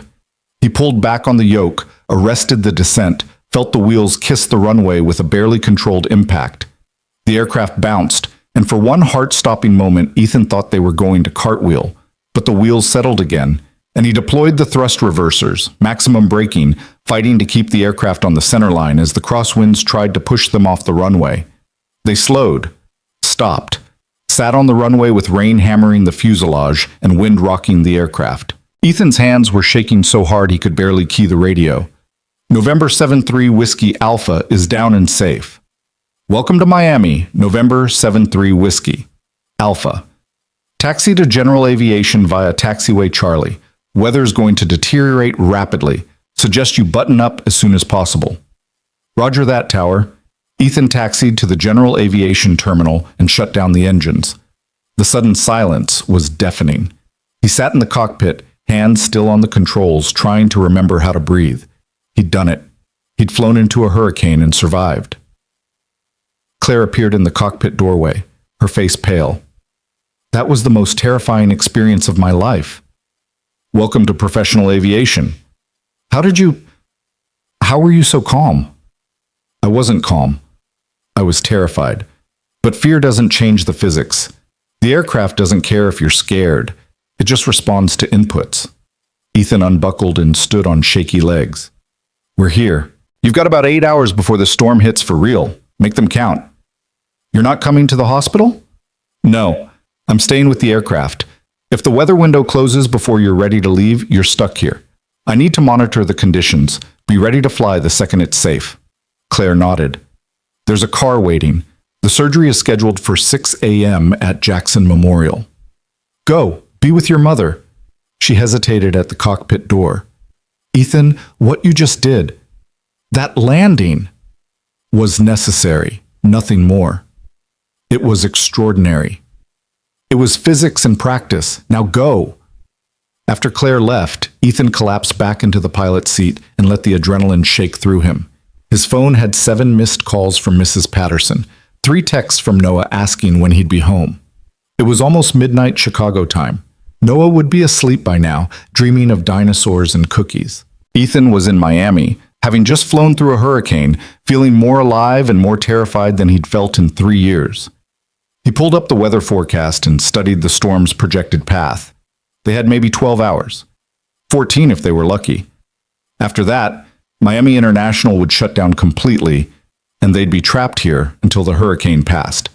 Outside the aircraft, the wind howled and the rain came down in sheets, the leading edge of Hurricane Raphael, making its presence known. And Ethan sat in the cockpit of a $50 million jet, watching the storm approach, and wondered what the hell he'd just done. The answer came to him slowly, reluctantly. He'd stopped hiding. For better or worse, the man he used to be was clawing his way back to the surface, and there was no putting that genie back in the bottle. Not anymore. The hours crawled past in the darkened cockpit while the storm built its strength outside. Ethan monitored the weather radar, watching the massive spiral of Hurricane Raphael inch closer to the coast. The eye was well defined now, a perfect circle of calm surrounded by walls of chaos. It would make landfall around noon tomorrow, maybe earlier if it continued to accelerate. At 2:17 a.m., his phone rang. "Claire, how's your mother?" he asked. "In surgery. They started early because of the storm. The surgical team wants to finish before the hospital goes to emergency protocols." Her voice was strained, exhausted. "The surgeon said it's going well, but it'll be at least another 3 hours." Ethan checked the weather update he'd just pulled. "We might not have 3 hours." "What do you mean?" "The storm is moving faster than predicted. The airport is issuing final departure warnings. After 7 a.m., they're shutting down completely." Silence on the other end. Then quietly, "I can't leave her, Ethan, not while she's still in surgery." "I know. But I also can't ask you to stay here and risk—" "You're not asking, I'm staying, but you need to understand what that means. If this storm hits while we're still here, we could be stuck for days, maybe longer." "I understand. Does your father know?" "I called him after I got to the hospital. He's here, actually, in the waiting room." That surprised Ethan. "I thought you two didn't have the best relationship." "We don't. But apparently near-death experiences bring out the sentimental side of former military pilots." A pause. "He wants to talk to you." Before Ethan could respond, a different voice came on the line, older, rougher, carrying the weight of command even in 2 words. "Cole?" "Colonel Whitmore. Thank you for getting my daughter here safely. The tower told me about your landing, 50-knot crosswinds in near-zero visibility. That took skill." "Just doing the job, sir." "Bullshit. That was more than just doing the job. That was exceptional flying from someone who hasn't touched a cockpit in 3 years. The colonel paused. "You still got it." "Got what, sir?" "The touch, the instinct, whatever you want to call it. Some pilots fly by the book, others fly like the aircraft is an extension of themselves. You're the second kind. Always were, according to your service record." "You read my service record?" "Of course I did. After my daughter told me she was hiring a janitor to fly her into a hurricane, I needed to know who the hell I was trusting with her life." Another pause. "Captain Jennifer Marks, Edwards Air Force Base, experimental F-22 variant. You two were testing the new hydraulic system when it failed at altitude." Ethan's grip tightened on the phone. "Sir, I don't—" "The investigation cleared you, called it an unforeseen mechanical failure, but you left the service anyway. Why?" "Personal reasons." "That's what people say when they don't want to tell the truth." "Maybe the truth isn't anyone's business but mine." The colonel laughed, a harsh sound. "Fair enough. But let me tell you something, Cole. I've lost people under my command. Good people, friends. And it tears you apart, wondering if you could have done something different, could have been faster, smarter, better. But here's what I learned after 30 years of flying and commanding. Sometimes people die, and it's not your fault. It's just physics and bad luck and the inherent risk of defying gravity.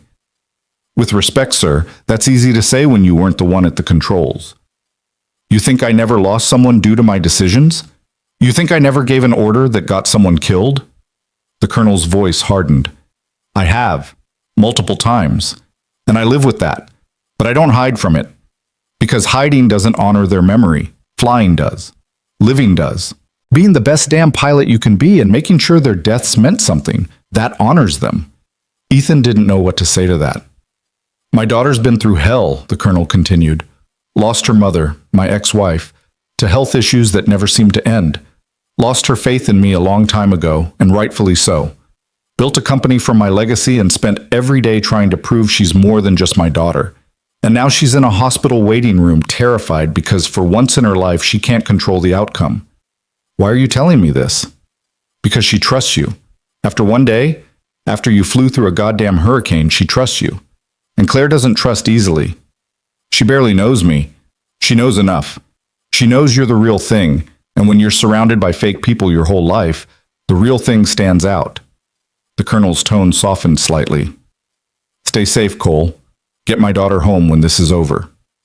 I'll do my best, sir. I know you will. That's why I called you in the first place. The line switched back to Claire. Sorry about that. He's intense. He cares about you. In his own way, yes. She sounded tired. Ethan, you should try to get some sleep. You've been awake for over 24 hours. I'm fine. You're not fine. You're running on adrenaline and stubbornness. The aircraft has a bed in the aft cabin. Use it. I need to monitor the weather.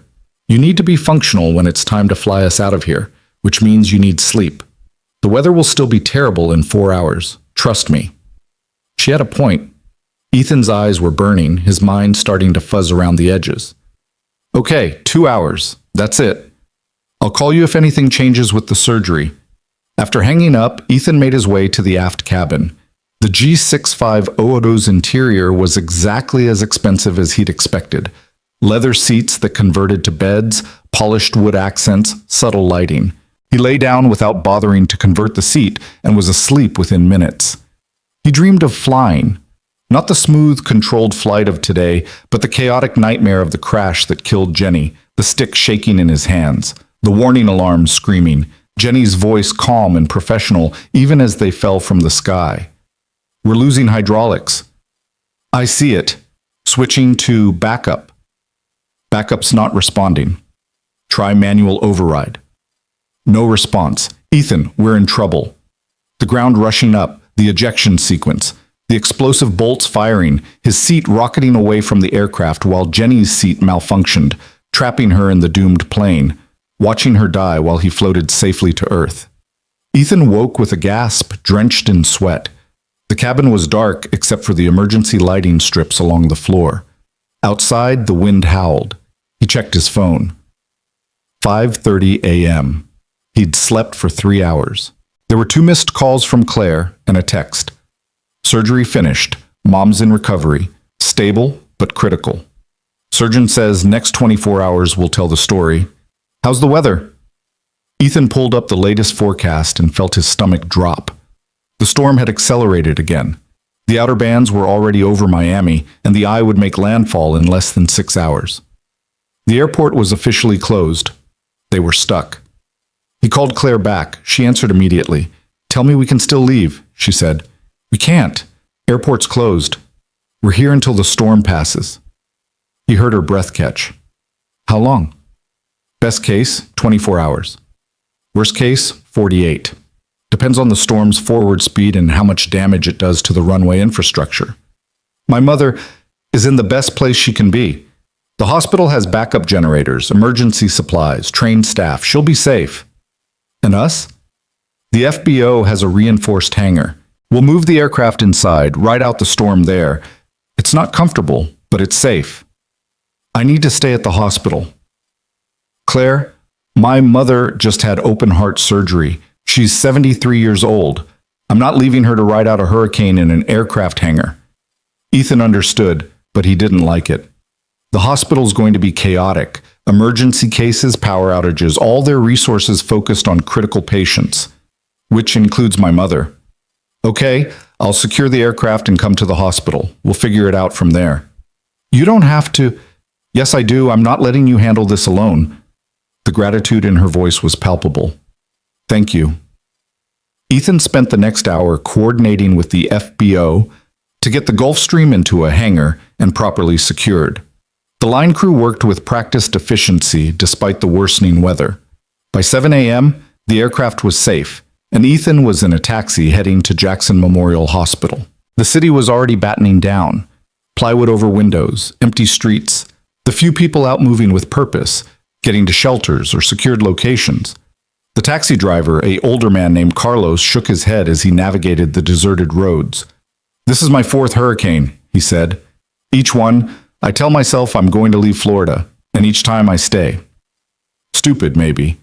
But this is home. Why do you stay? Ethan asked. Because running doesn't solve anything. The storm comes whether you're here or not. At least if you're here, you can help rebuild after. Carlos glanced at Ethan in the rearview mirror. You got family in Miami? No, I'm here with my boss. Her mother just had surgery. Ah, bad timing. You could say that. Well, you picked a hell of a day to be a good employee. The hospital was controlled chaos. Emergency patients streaming in, regular patients being moved to interior rooms, staff preparing for the worst. Ethan found Claire in the surgical intensive care unit waiting room, sitting beside her father. She looked small next to the colonel, who still carried himself with military bearing despite being in his 70s. Colonel Whitmore stood when Ethan approached and extended his hand. "Cole, glad you made it." "Sir," Ethan shook his hand, noting the firm grip and assessing eyes. "The aircraft secure? In a reinforced hangar. Should be fine." "Good." The colonel gestured to a chair. "Sit. You look like hell." "Feel like it too, sir." Claire was staring at the closed door to the ICU. "They're only allowing one visitor at a time. Dad just got back. She's awake but weak. The surgery went well, but her heart is still very fragile." "Did you tell her about the storm?" "She knows. She told me to leave, get back to Chicago while I still could." Claire's laugh was bitter. "Even drugged and post-surgery, she's trying to protect me." "Sounds like good parenting," Ethan said. "It is. She's always been good at that. Even when my father and I were at our worst, she was the steady one, the reasonable one." Claire looked at her father. "The one who didn't fly off to fight wars and leave his family behind." The colonel absorbed the barb without flinching. "I made my choices. I live with them." "We all lived with them, Dad. That's the point." Ethan suddenly felt like he was intruding on something private. "I can step outside if you two need to." "No," both of them said simultaneously. Claire continued, "I'm sorry. This isn't the time or place, and you didn't fly through a hurricane to listen to our family drama." "Actually," the colonel said, "maybe it is the time. We're stuck here for at least a day. Might as well clear the air." "There's nothing to clear. You chose the military over us. End of story." "I chose to serve my country. There's a difference." Not to an 8-year-old girl who didn't understand why her father was always gone. The colonel was quiet for a moment. When he spoke, his voice was softer. "You're right. You didn't understand. How could you? You were a child.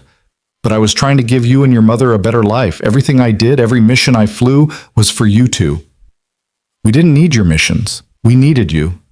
I know that now. Took me 30 years and a divorce to figure it out, but I know it." Claire turned to face him fully. "Then why are you here? Why now?" "Because your mother called me 2 days ago when she found out about the surgery.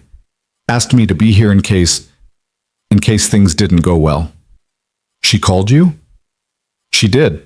Said regardless of what happened between us, you shouldn't have to face this alone. Said I'd let you down enough times, and this wasn't going to be another one." Tears welled in Claire's eyes. "That sounds like something she'd say." "It does." The colonel reached out and took his daughter's hand. "I'm sorry, Claire, for all of it. For choosing wrong. For not being there. For making you feel like you had to build your entire life around proving you didn't need me. I don't need you. I know, you've made that abundantly clear. You built an empire out of my legacy and made it better than I ever could have. You're brilliant and successful, and you did it all without my help." He squeezed her hand. "But maybe you don't have to keep doing it alone. Maybe we can figure out how to be family again, even if it's a broken, complicated version of family." Claire wiped at her eyes. "I don't know how to do that." "Neither do I, but we've got at least 24 hours stuck in a hurricane. Seems like a good time to start learning." Ethan watched the exchange and felt something shift in his chest. Two people, damaged and stubborn, trying to find their way back to each other. It reminded him of himself and Noah, of the conversations they'd need to have someday about why Dad was just a janitor when he used to be something more. A doctor emerged from the ICU, and they all stood. The doctor, a woman in her 50s with kind eyes and exhausted features, addressed Claire directly. "Your mother is stable. The surgery was successful, and her vitals are strong. But the next 24 to 48 hours are critical. We're monitoring her closely." "Can I see her?" Claire asked. "Yes, but briefly. She needs rest." The doctor glanced at the windows where the sky had turned an ominous gray-green. "I need to be honest with you. With this storm, we're about to go into emergency protocols.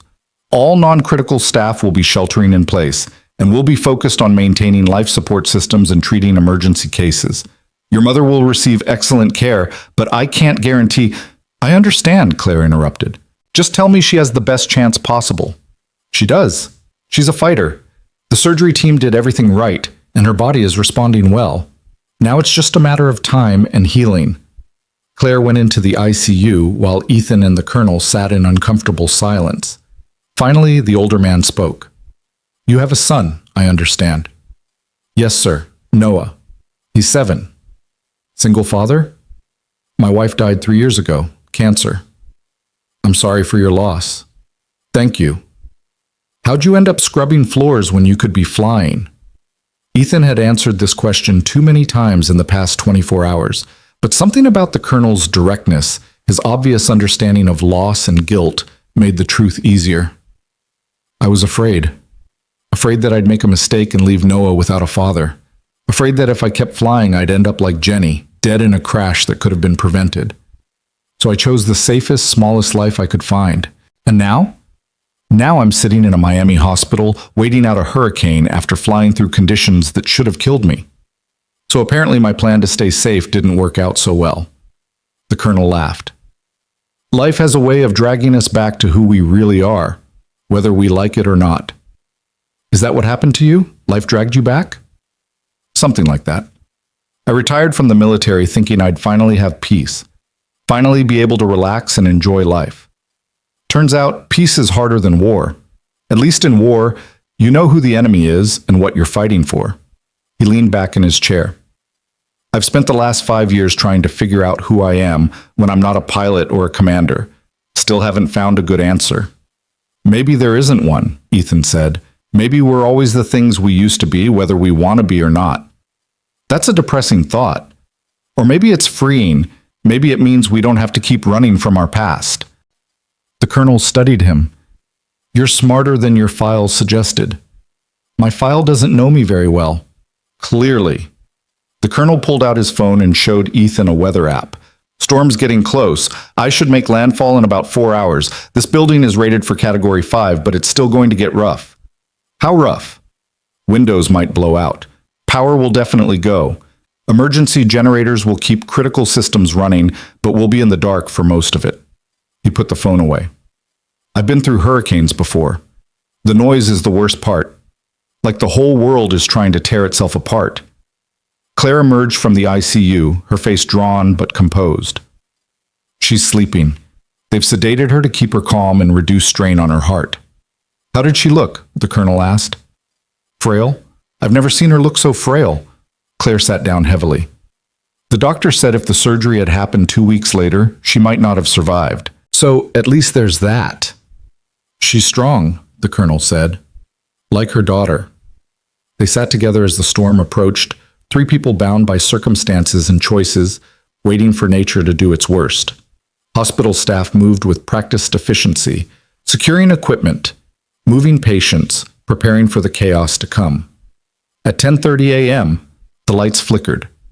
At 11, the wind began to howl. At 11:45, the first window blew out 2 floors above them, and the building shuddered. Hurricane Raphael had arrived. The next 6 hours were a blur of noise and fear and desperate hope. The hospital descended into emergency protocols. Backup generators kicked in, providing dim lighting to critical areas. The wind outside reached sustained speeds of 150 miles per hour, slamming the building with a force that felt like the hand of an angry god.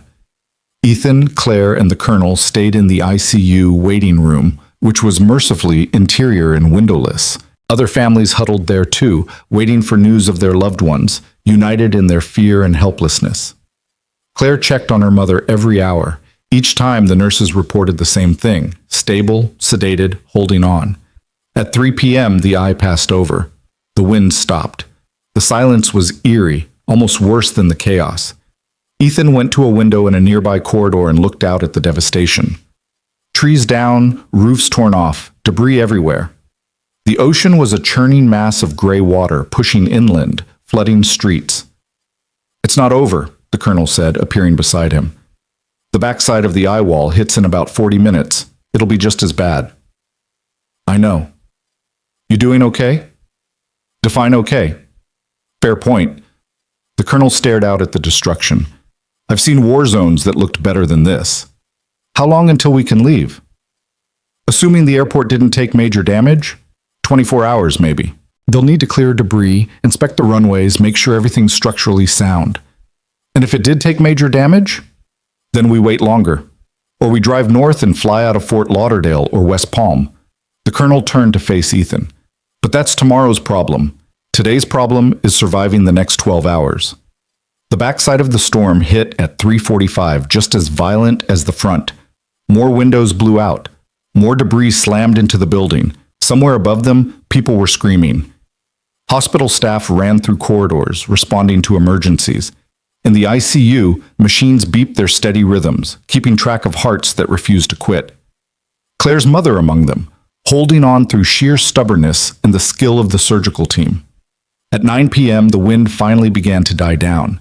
By midnight, it was just heavy rain and occasional gusts. Hurricane Raphael had passed, leaving destruction in its wake. Claire was asleep in one of the waiting room chairs, her head on her father's shoulder. The colonel met Ethan's eyes and nodded toward the hallway. They stepped out, leaving Claire to rest. "Thank you," the colonel said quietly. "For getting her here, for staying. You didn't have to do any of this." "Yes, I did," Ethan replied.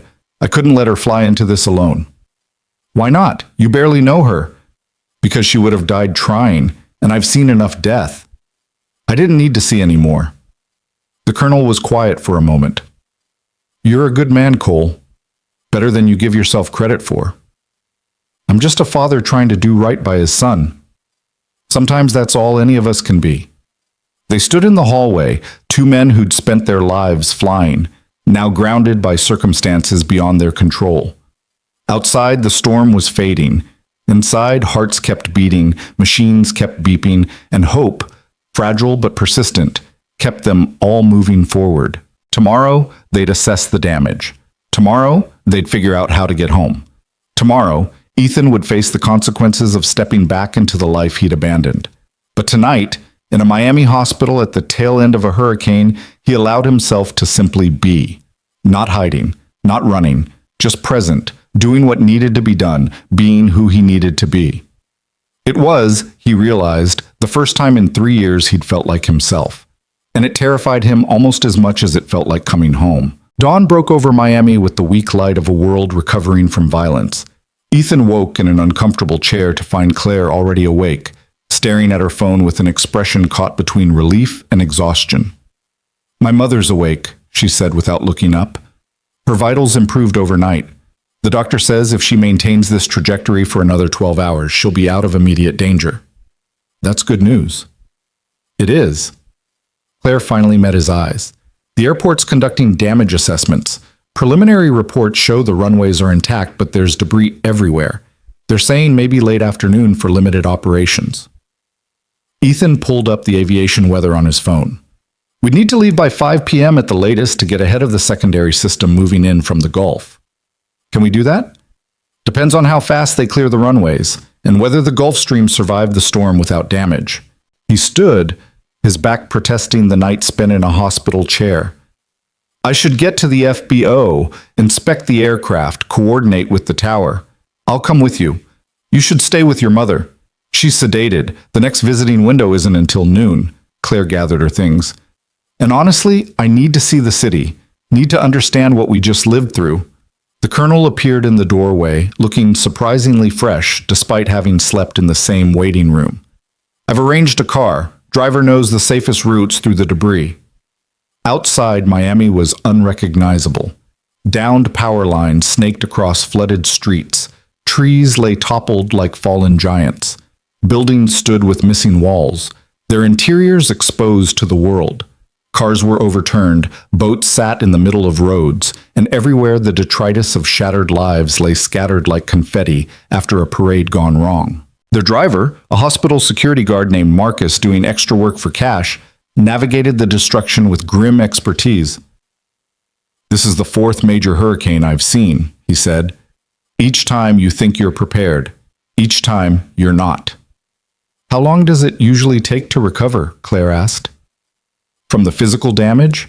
Months, maybe years depending on insurance and funding. From the trauma?" Marcus shook his head. "Some people never do." They reached the FBO 40 minutes later. The facility had weathered the storm better than much of the city. The reinforced hangar had held, and the Gulfstream sat inside, apparently undamaged.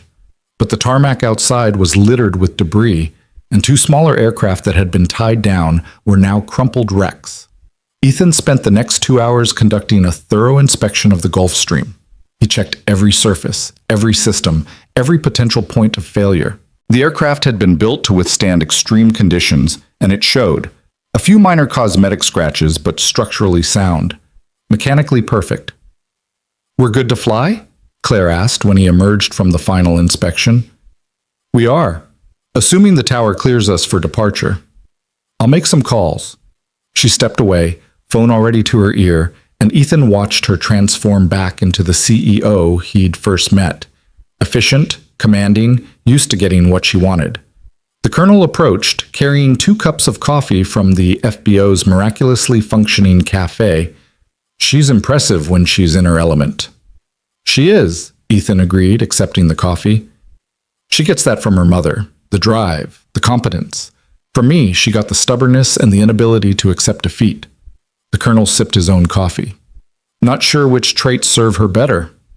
Maybe all of them. Maybe that's what makes her who she is." Philosophical for a janitor. Ethan smiled slightly. "I'm a lot of things, Colonel. Janitor is just the most recent." "And what are you going to be next?" It was the question Ethan had been avoiding since they'd landed in Miami 36 hours ago. What came after this? Could he really go back to night shift and invisibility after flying through a hurricane? After remembering what it felt like to be competent, needed, odd? "I don't know," he admitted. "Ask me again when we're back in Chicago." By 1 p.m., they received clearance for a 5:30 departure. The tower was operating on backup generators and skeleton crew, but the primary runway had been cleared and deemed safe. They'd be among the first aircraft to depart since the storm. Claire wanted to see her mother one more time before they left. They drove back to the hospital through streets that looked slightly less apocalyptic in daylight, though the destruction was no less profound. Rescue crews were out now, power company trucks working on downed lines, neighbors helping neighbors clear debris. In the ICU, Claire's mother was awake and alert, though clearly weak. She smiled when Claire entered, and Ethan stayed back, giving them privacy. Through the glass, he watched Claire hold her mother's hand, watched them talk, watched Claire's composure finally crack as she pressed her forehead against her mother's. The colonel stood beside Ethan, his expression unreadable. "That's the first time I've seen Claire cry since she was 16. "Since you left?" "Since I left." The colonel's voice was rough. "I told myself I was doing the right thing, serving my country, protecting freedom, all the noble justifications we use to abandon the people who need us most. You came back. 20 years too late. But yes, I came back." He turned to Ethan. "Don't make my mistakes, Cole. Don't wait 20 years to be honest with your son about who you are and what you've lost. Kids are stronger than we give them credit for. They can handle the truth. What they can't handle is a father who's only half present because he's too busy hiding from his past." The words hit Ethan like a physical blow. Because the colonel was right. Noah deserved better than a father who was going through the motions, maintaining safety at the cost of authenticity. He deserved to know who Ethan had been, what he'd lost, why he'd chosen the path he'd chosen. He deserved the truth. Claire emerged from the ICU, wiping her eyes. "She's stable. The doctor is confident she'll make a full recovery. It'll take time, but she's going to be okay." "That's wonderful," Ethan said.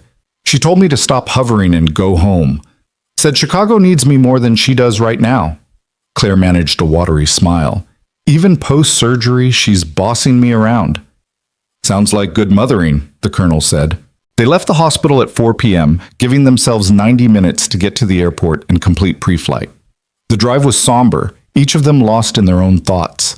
The city slowly rebuilding around them was a reminder of resilience, of the human capacity to endure and recover. At the FBO, Ethan went through the pre-flight sequence with renewed focus. This flight would be different from the one that brought them here. No hurricane to outrun, no emergency driving them forward. Just a routine flight home.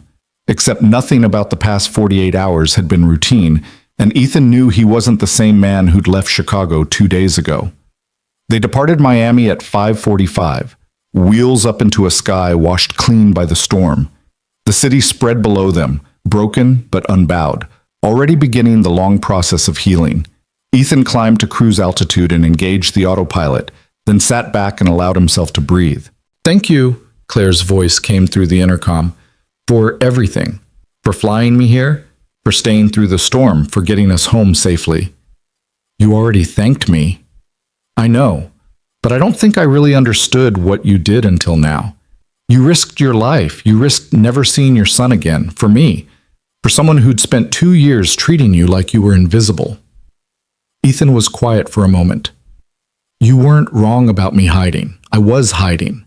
From grief, from fear, from responsibility. Flying you to Miami forced me to stop hiding. So in a way, I should be thanking you. I don't think that's how this works. Maybe not, but it's true anyway." The flight was smooth, the weather cooperating in a way that felt almost apologetic after the violence of the hurricane. They landed in Chicago at 9:15 p.m., the city lights spread below them like a blanket of stars. Ethan taxied to Whitmore Aviation's hangar and shut down the engines. In the sudden silence, he sat in the cockpit and felt the weight of what came next settling over him.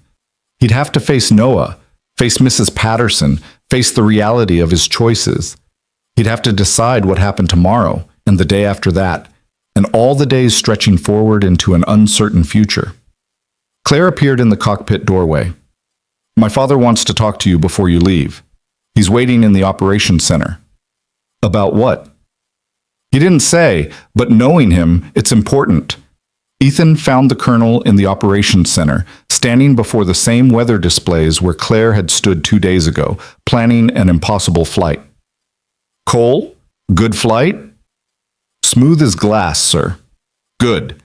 The colonel turned to face him. "I've been making some calls, talked to some people I know in the aviation industry, people who owe me favors." "Sir?"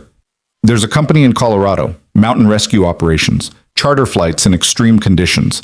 They need a chief pilot, someone with test pilot experience, someone who can handle difficult flying in challenging environments." The colonel pulled out a business card. "I recommended you. They're interested." Ethan stared at the card. "I don't understand." "You're wasted as a janitor, Cole. You're wasted on night shift. You're even wasted as a consultant for Claire's company, though she'll probably offer you that too." The colonel pressed the card into Ethan's hand. "You're a pilot, one of the best I've researched, and you belong in the air, not on the ground scrubbing floors." "I have a son. I can't just move to Colorado." "The position comes with relocation assistance, excellent benefits, and a schedule that's family-friendly. You'd be home more than you are now working nights." The colonel's expression softened. "I'm not telling you what to do. I'm giving you an option. What you do with it is your choice." Ethan looked at the card, then at the colonel. "Why do you care?" "Because I see myself in you, a talented pilot running from his past, using the wrong reasons to make the wrong choices. I wasted 20 years of my life on those choices. I don't want to see you do the same." "What if I'm not running? What if I'm just protecting my son?" "Then ask yourself this. Are you protecting him, or are you teaching him to be afraid? Because there's a difference." The question stayed with Ethan as he drove home through the late-night Chicago streets. The business card sat in his pocket, a weight and a promise. The city looked different than it had 2 days ago. Or maybe he looked different. Maybe everything had shifted in ways he was only beginning to understand. Mrs. Patterson answered her door before he could knock, pulling him into a hug that smelled like cookies and kindness. "You're home. Thank heavens. Noah's been asking about you constantly. How is he?" "Asleep now, but you should wake him. He needs to see you're safe." Noah was in the guest bedroom, curled around a stuffed triceratops, his face peaceful in sleep. Ethan sat on the edge of the bed and gently shook his shoulder. "Hey, buddy, I'm home." Noah's eyes opened slowly, then widened with recognition. "Dad!" He launched himself into Ethan's arms with the full-body enthusiasm only a 7-year-old could manage. "You were gone forever." "I know, I'm sorry. Work emergency. Mrs. Patterson said you had to fly somewhere, in a real plane." The excitement in Noah's voice was palpable. Yeah, I had to fly my boss to Florida. But you're a janitor. And there it was. The moment Ethan had been dreading and avoiding in equal measure. He took a breath. I am a janitor. But I used to be something else. I used to be a pilot. Noah pulled back to look at him, eyes wide. Really? Like an airplane pilot? Really? I flew for the Air Force. Big planes, small planes, test planes that nobody had ever flown before.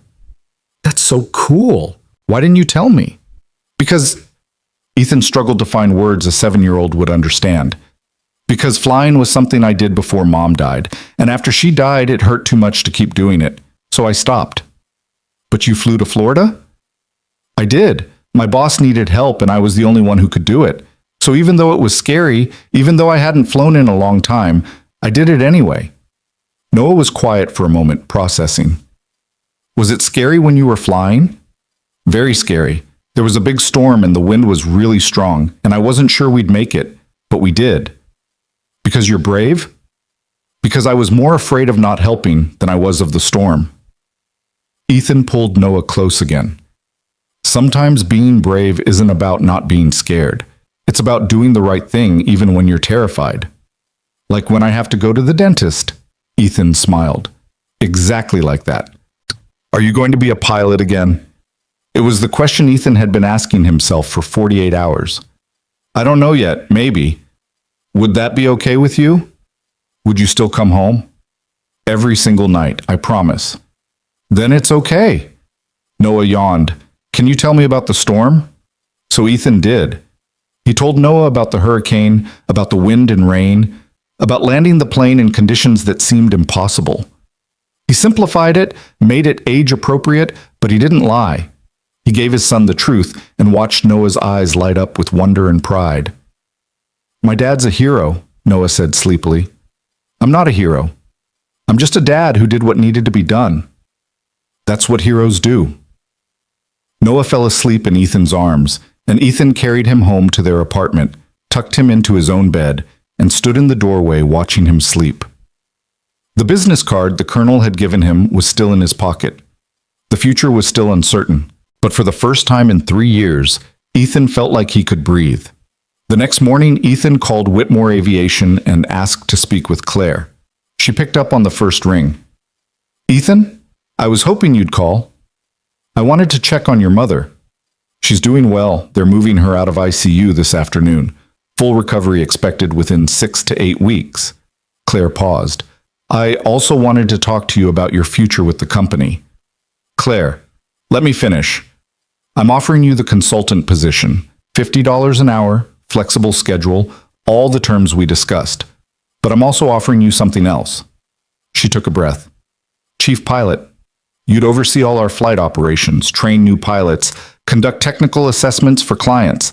It's a full-time position, day shift, competitive salary, full benefits. Ethan was silent. I know it's a lot, Claire continued, and I know you have concerns about visibility, about exposure, about all the things that made you choose night shift in the first place. But Ethan, you're too talented to waste. And after what you did for me, after what you risked, I can't in good conscience let you go back to scrubbing floors. I need to think about it. Of course, take all the time you need. She paused. But know this, whatever you decide, I'm grateful. You saved my life. You gave me time with my mother I wouldn't have had. You reminded me that some things are worth risking everything for. I won't forget that. After they hung up, Ethan sat at his kitchen table with 2 business cards in front of him, Colorado Rescue Operations or Chicago Corporate Aviation. Both offered a return to flying. Both offered a chance to stop hiding. Both offered futures that looked nothing like the past 2 years. His phone buzzed. Text from Marcus at the hangar. Saw you flew Miss Whitmore to Miami. That's crazy, man. Also heard she's offering you chief pilot. You should take it. You belong in the cockpit, not on the floor. Another text, this one from Hendricks. Ms. Whitmore briefed me on your potential new role. For what it's worth, I think it's the right move. You've clearly been wasting your talents. And then, surprisingly, a text from an unknown number that turned out to be Captain Rodriguez. Heard about your hurricane flight. That's some impressive flying. If you take the chief pilot job, I'd be honored to work under you. We could use someone with your skills. The messages kept coming. People he barely knew, people he'd worked alongside for 2 years while invisible, all suddenly seeing him, all suddenly acknowledging what he'd been hiding. Ethan looked at the business cards again, then at the photo on his refrigerator. Him and Sarah and infant Noah, taken 7 years ago when the world was different and loss was something that happened to other people. Sarah smiled at him from the photo, frozen in time, forever young and healthy and alive. What would she want him to do? The answer came immediately, in her voice, as clear as if she were standing beside him. Live, Ethan. Stop hiding. Show Noah who his father really is. He picked up his phone and called Claire back. I'm in, he said when she answered. Chief Pilot, I accept. The relief in her voice was palpable. Really, you're sure? I'm sure. On one condition. Name it. I want to help train junior pilots. Want to make sure the next generation knows not just how to fly, but how to fly safely, how to make good decisions under pressure, how to protect their crews. Done. Absolutely done. Claire's voice was warm now, excited. When can you start? I need to give proper notice for my current position. 2 weeks? 2 weeks. And Ethan, welcome back. Thanks, Claire, for everything. The 2 weeks passed in a blur of transition. Ethan worked his final night shifts, trained his replacement, and said goodbye to the handful of people who'd shown him kindness during his invisible years. Marcus was thrilled for him. Mrs. Patterson cried happy tears. Noah told everyone at school that his dad was a pilot again, with the unfiltered pride only a 7-year-old could muster. On his first day as chief pilot, Ethan arrived at the hangar at 7 a.m., early, but not unreasonably so. The day shift was already in motion, and for the first time in 2 years, he was part of it. People who'd walked past him for months now stopped to introduce themselves, to congratulate him, to express their excitement about working with him. Claire met him in her office with a coffee and a smile. Ready for your first day? As ready as I'll ever be. Good, because we have 3 clients requesting technical consultations, 2 new pilots who need certification training, and a bombardier that's making a weird noise Rodriguez can't diagnose. She handed him a schedule. Welcome to the chaos. Ethan looked at the packed schedule and felt something he hadn't felt in years. Anticipation. Not fear, not dread. Just the simple pleasure of having challenging work ahead and the skills to meet it. Over the next 3 months, Ethan rebuilt his life from the ground up. He moved to day shift permanently, adjusted his schedule so he could pick Noah up from school most days, and slowly, carefully, began to trust himself in the cockpit again. The fear never completely disappeared. He suspected it never would, but it became manageable, a reminder to stay sharp rather than a barrier to moving forward. He flew charter flights for Whitmore Aviation's clients, each one adding to his confidence. He trained new pilots, passing on everything he'd learned in his Air Force days and the hard lessons he'd learned from loss. He consulted on aircraft purchases, giving honest assessments that saved clients millions and built Whitmore Aviation's reputation for integrity. And he talked to Noah. Really talked. About Sarah, about Jenny, about the crash and the grief and the years of hiding. Noah listened with the seriousness of a child trying to understand adult problems, and while he couldn't grasp all of it, he understood enough. Understood that his father had been hurt and was healing. Understood that being brave meant doing hard things. Understood that they were in this together. Claire and Ethan developed a friendship built on mutual respect and shared trauma. She never forgot what he'd risked to fly her to Miami, and he never forgot that she'd given him the push he needed to stop hiding. They had dinner occasionally, professional at first, then more personal, as they discovered they enjoyed each other's company beyond the cockpit and boardroom. Are you dating my boss? Noah asked one evening when Claire had joined them for pizza. No, Ethan said, even as Claire raised an eyebrow. We're friends. Friends who eat pizza together a lot, Noah observed with the blunt honesty of childhood. Friends can eat pizza together, Claire said, but she was smiling. I guess, Noah said, apparently satisfied. She's nice, for a boss. Thank you, Noah, I think. The colonel became an unexpected presence in their lives. He visited Chicago twice, ostensibly to check on Claire's mother's recovery, but he always made time to visit the hangar, to fly with Ethan, to share war stories and wisdom. He and Claire were rebuilding their relationship slowly, learning to be family again after decades of distance. "You did good, Cole," the colonel said during his second visit, watching Ethan run a training exercise with a junior pilot. "You found your way back." "With a lot of help. The best pilots always have help. It's the ones who think they can do it alone who crash." The colonel clapped him on the shoulder. "Your co-pilot would be proud. Your wife would be proud. Hell, I'm proud, and I barely know you."